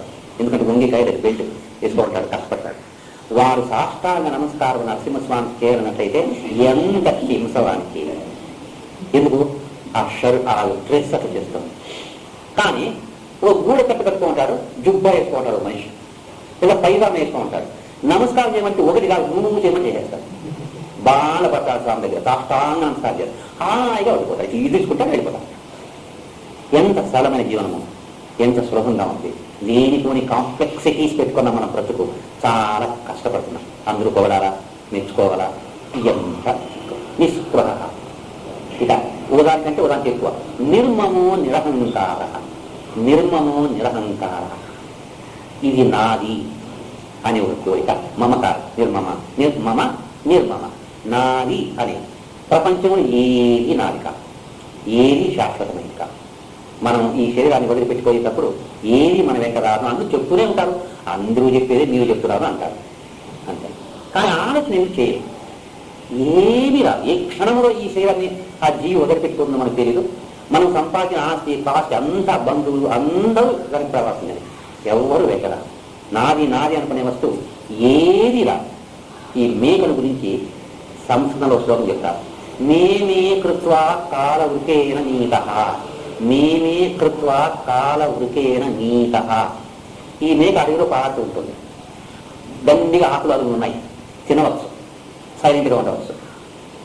ఈ మేక ఎగ్జాంపుల్ చెప్పినప్పుడు మనమే వాళ్ళు అనుకోవాలి. మనం అది రాదు, నాకు పెట్టుకోవాలి. మనముల గురించే వాళ్ళు చెప్పేది. మనము తిరిగితే బాగుండదు కానీ మేక అని తింటారు అంతే. అది ఊరికే మేయదది, మే మే మే అంటా ఉంటుంది, అనుకుంటా మేస్తా ఉంటుంది. మే అంటే సంస్థలో నాది నాది నాది అని, నాది మా నాది అని. అది నాది అనుకుంటా తింటుంది. అడవిలో చెట్టు ఏముంది, అది తింటూ ఉంది. కాన ఉరికేన నీత. ఊకము అంటే మేకలు తినే క్రూర ప్రాణి ఒక పొద దాక్కో ఉంటుంది, నిద్రపోతా ఉంది అనుకుందాం. ఈ సైలెంట్గా ఉండింటే తిని ఇంటికి పోతా ఉంటాయి. దీని శబ్దానికి దానికి మెలకు వచ్చారు. ఆ ఊకము తోడేలు దానికి మెడకొచ్చాడు పోయి ఇక్కడేదో మేక ఉంది కదా దాని మీద పడే ఈ సచ్చిగా నాది నాది నాది అనుకున్నా ఉన్నట్లయితే ఆ మృత్యు కూడా మన దగ్గరికి రాదు. ఎంత రహస్యం చూడండి. నాది నాది అనేవాడి వెంటనే మృత్యు కాస్తూ ఉంటుంది. ఎన్నాళ్ళు నీది ఉంటుంది, నా నోట్లో పడిన తర్వాత నీది యావది. ఆ ఉరుకము మేక తిన్న తర్వాత ఆ గుట్టలోని చెట్టు పొద యావ పొద దాని బ్రతికింటే తినవచ్చు. చనిపోయేంత నాది అంటే ఎవరిది ఆ యావ చెట్టు దాని అలుగు ఆ మేకలు అవుతుంది. మనం బ్రతికినాడు నాది నాది అంటాము. ఆ యమధర్మరాజు మనం గ్రహించిన తర్వాత గ్రహించడం అంటే గహనం అంటాం కదా, ఇంకేం మంది ఉంటుంది.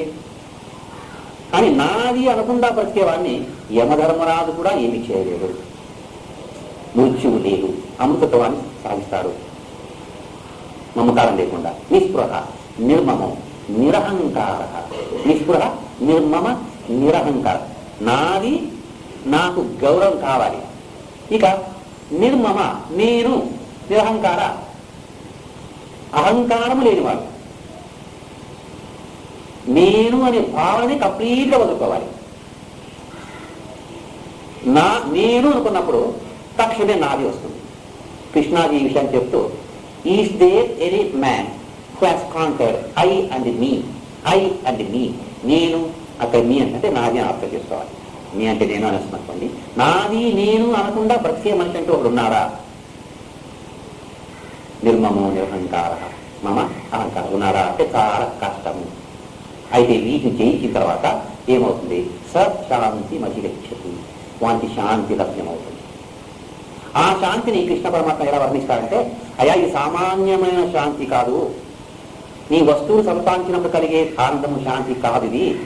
ఈ అహంకారాన్ని వదిలిపెట్టిన తర్వాత విహాయ కామాన్య సర్వాంతు మాం చరతి నిస్పృహ నిర్మమో నిరహంకార స శాంతి అధిగచ్చతి. ఈ శాంతి సామాన్యమైనది కాదు. ఏషా బ్రాహ్మీ స్థితి ప్రాప్త. ఇదేనయ్యా బ్రాహ్మీ స్థితి అన్నట్టయితే వారు బ్రహ్మ. కోరికలు జయించిన వారు బ్రహ్మ. అది బ్రాహ్మీ స్థితి. బ్రహ్మ ఏ స్థితిలో ఉంటారో ఆ స్థితి సత్యం శివం సుందరం సచ్చిత్ ఆనంద. ఆ ఆనందమయ స్థితిలో వాడు ఉంటారు. బ్రహ్మవిత్ బ్రహ్మని స్థిత. కోరికలను జయించిన వాడు బ్రహ్మతో సమానమని ఘంటాఘోషంగా కృష్ణ పరమాత్మ చెబుతున్నారు. అలాంటి మనసు ప్రశాంతంగా ఉంటుంది. ప్రసాదే సర్వదుఃఖానం. ఆ మనస్సును సాధించడమే ఓ గొప్ప తపస్సు. ఆ మానసిక స్థితిని పొందడం చాలా కష్టమైంది. ప్రశాంతంగా ఉండాలి. ఆ మానసిక స్థితిలో వాడు మౌనం ఆత్మ వినిగ్రహ. మౌనం ఆత్మ వినిగ్రహ. అటువంటి స్థితిని పొందడమే కాకుండా అలాంటి స్థితి వచ్చిన తర్వాత సరైన మౌనం వస్తుంది. ఈ మౌనం ప్రాథమిక దశలో అనుష్ఠానం చేయడం చాలా కష్టమైంది. కోరికలు జయించిన తర్వాత వచ్చే మౌనము సహజంగా ఉంటుంది. ఏమి కోరిక ఉండదు, మాట్లాడాలని కోరిక ఉండదు. ఎవరైనా మాట్లాడిస్తే 4 మాటలు మాట్లాడించడం, లేకపోతే ఊరికే ఉండడం. మాట్లాడలేదే అనే బాధ ఉండదు, ఎవరు మాట్లాడించలేదే అనే బాధ ఉండదు. మనకు మాట్లాడకపోయినా బాధ ఉంది, ఎవరు మాట్లాడకపోతే అంతకంటే బాధ. నన్ను ఎవరు మాట్లాడితే 90 ఏళ్ళ వయసు వచ్చిన ముసలివాడు మంచంలో పండుకొని కూడాను నాకేమో ఇంత అన్నం పెడతారట, అయితే ఎవరు మాట్లాడించరు.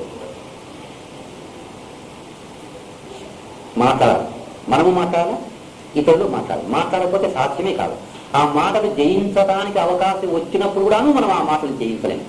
అవకాశం వస్తుంది, మాట్లాడకుండా కూర్చోవలసిన అవకాశం వస్తుంది, అయినా కూర్చోం. మనం ఇక్కడ కూర్చోమంటాం, ఎవరైతే మాట్లాడుతుంటారు వాళ్ళు మనం పిలవరు. అందువల్ల మనకు మాట్లాడవలసిన అవసరం లేదు. మనం ఇక్కడ కూర్చున్నాం, అక్కడ దూరంగా ఎవరు ఇద్దరు మాట్లాడుతున్నారు, వాళ్ళు మనం ఇన్వైట్ చేయలేదు. రండి అని నిజమే. మనం మౌనంగా కూర్చోవడానికి అవకాశం ఉంది. అయితే అక్కడికి పోయి మనం ఏమది అంటాం. ఊరికని వాళ్ళు పిలవలేదు, చెప్పడం ఏమది అంటాం. ఊరికనే ఉండడం చాలా కష్టం. ఉండదు మౌనం. ఈ మౌనానికి ఇంకొక అర్థం ఉంది. ఈ మాటలాడకుండా ఉండేవాడు మాటలాడవలసి వస్తే ఆ శబ్దం బయటికి రాకుండా మనస్సులోనే ఉండేట్టుగా ఒక శబ్దాన్ని సృష్టించుకోవాలి. ఆ శబ్దము అంటే మంత్రము. ఇదైనా ఒక భగవంతుని నామ స్మరణ. అంచేత లౌకికమైన మాటలు మాట్లాడకుండా భగవన్నామ స్మరణ చేసేవాడు కూడాను మౌని అని అంటారు. కూడా మౌనానికి 2 అర్థాలు. మననాత్ మౌన మననాత్, మననము చేయటం వల్ల మౌనాన్ని ఆచరించడం. నాకు కొంచెం కష్టం అనిపిస్తుంది అర్థం చేసుకోవడానికి.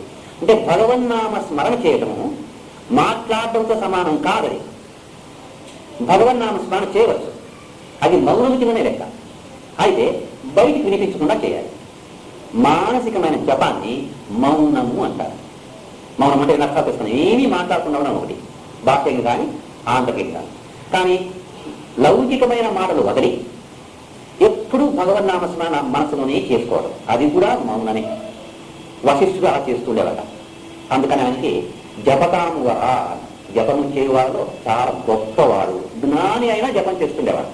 జ్ఞాని జపము చేయవలసిన అవసరం లేదు అని కొంతమంది అంటారు. కానీ భగవన్నామ స్మరణ చేయడంలో తప్పు లేదు, అది కూడా మౌనమే. మాట్లాడడం కంటే మాట్లాడకుండా ఉండడం సాధ్యం కానప్పుడు, మనసులో మౌనాన్ని ఆచరించడం సాధ్యం కానప్పుడు మనం నామస్మరణ చేసుకోవచ్చు. అంటే నిత్య జీవనంలో ఇట్లాగే బ్రతకాలన్నా మనం బ్రతకూడదా అని కాదు దీనికంటే అర్థం. మన బ్రతుకు మనం బ్రతుకుతాం, మన పనులు మనం చేయాలి, నిత్య నైమిత్య కర్మలు చేసుకుంటూ ఉంటాం. ఆ ఏకం మధ్య భగవన్నామస్మరణ చేస్తూ ఉంటాం. వేరే విషయాల్లో మన తల పెట్టడం వద్దు, అనవసరంగా మాట్లాడేది వద్దు, అనవసరమైన కోరికలు పెంచుకోవటం వద్దు. మౌనం అనవసరమైన కోరికలు పెంచుకోవటంలో, వాటిని జయించడంలో ఉన్నదే ఆత్మవిగ్రహ. ఉండే కోరికలు తగ్గించుకోవాలి, లేని కోరికలను పెంచుకోకూడదు. కొంచెం కన్ఫ్యూషన్ అవుతుంది మనకి. ఇప్పుడు ఉన్నట్టుగా మన బ్రతుకు నడుస్తూ ఉంది అనుకున్నాం, నడుస్తూ ఉంది, హాయిగా ఉంది. ఇంత మాత్రం నడవని కాలం మిగులుతోంది మనకి. ఇప్పుడు సరళమైన బ్రతుకు బ్రతుకుతున్నాం, అంత ఇంతో కాలం మిగులుతుంది. అప్పుడు ఏదైనా జపం చేయడం, తపం చేయడం, సద్గ్రంథ పఠనం చేయడం, ధ్యానం చేయడం, ఏమైనా మంచి పని చేసుకున్నాం. టైం మిగిలింది, టైం ఉంది కదా అని పనికి వెతకూడదు. అన్నీ ఉన్నాయి ఇంట్లో, చాలా పెద్ద హాల్ ఉంది, ఇంకేముంటే బాగుంటుంది అనవద్దు. ఉండేది చాలు, ఇంకే అరియర్స్ వస్తే ఆఫీసర్లు అట్లా ఆలోచన చేసేది. ఇంకేం కొందాం, డబ్బు వచ్చింది కదా, ఇంకేం పని చేద్దాము, మంచి పని చేయడానికి అవకాశం లేదో కొని పెడదాము అని. ఇంత మాత్రం ఉంది ఇక్కడ, ఇంకేం పెడితే బాగుంటుంది, ఇక్కడ ఓ టేబుల్ క్లాత్ వేయచ్చు, ఫ్లవర్ వేసి పెట్టచ్చు, ఇంకేమన్నా పెట్టచ్చు. అట్లంతా ఆలోచన చేయడం మంచిది కాదు. ఉండే కోరికలతోనే సతమతమైపోతున్నాము. ఇంకేమి కోరికలు పెంచుకు, ఇంకేముంటే బాగుంటుంది అని కోరికలను పెంచవద్దు. నిగ్గడం ఉంది ఇక్కడ. ఇంకేం కావాలి, ఇంకేం చేస్తే బాగుంటుంది, ఇంకేం అలంకారం చేయాలి, ఇంత డ్రెస్ చేసుకుంటే ఇంకేం కావాలి. ఉండే కోరికలతోనే మనం బాధపడుతున్నాం, దాన్నే జయించాలి అనుకుంటున్నాము. ఇంకా ఏమి కావాలి అనుకోవడం తప్పు కదా. అది మనకు తోగొట్టమే లేదు. మనం ఉన్న దాంట్లో తృప్తి మనకు లేదు, తృప్తిగా బ్రతికే అభ్యాసమే మనకు లేదు. ఇంకా ఏం కావాలి. ఈ ఇంకా ఏమి కావాలి అనేది ఇంకా ఎక్కువ పనిచేస్తున్నట్టయితే పనులను చూసిన తర్వాత వాడి ఇంకా ఉంది కదా, మనం దాన్ని పెట్టుకున్నాంలే, వాడి ఇంకా బాగుంది కదా, మనం అట్లా చేద్దాంలే, ఆ డ్రెస్ బాగుంది కదా, మనం అట్టున్నాంలే. చాలా సూక్ష్మంగా ఆలోచన చేయాలి. ఇప్పుడు బ్రతుకు నడుస్తుంది కదా, నడవని చాలా మనం బ్రతికే ఉన్నాం కదా, ఏ పరిస్థితిలో ఉన్నామో మనం ఆ పరిస్థితి మనకు నడుస్తుంది కదా, నడవని. అంటే ఎక్కువ రాకూడదని అర్థం కాదు, దానికోసం హింస పడవద్దు. వస్తే రాని, అది ప్రారంభం. వచ్చే వస్తువు మనం అది సిరిరా మోకారుడ్డు వాడుంటునే అంటే డబ్బు వస్తూ ఉంటే వద్దంటామా, కానీ దానికోసం వ్యపడవద్దు. కావాలి అనుకోవద్దు. అది ప్రారంభం ఉన్నట్టయితే వస్తుంది, లేకపోతే అది రాదు. మనం ఎంత ప్రయత్నం చేసినా రాదు. ఇంకా కావాలి అనే కోరికలు తెచ్చుకోకూడదు. ఆత్మ నిగ్రహంలో ఉండాలి. ఆత్మ అన్ని కోరికలు తెచ్చుకొని ఇంకా కావాలి, అది కావాలి, ఇది కావాలనుకొని వ్యత పడకూడదు. ఎందుకు అన్నట్టయితే కరెక్ట్ సూక్ష్మంగా చెప్తారు.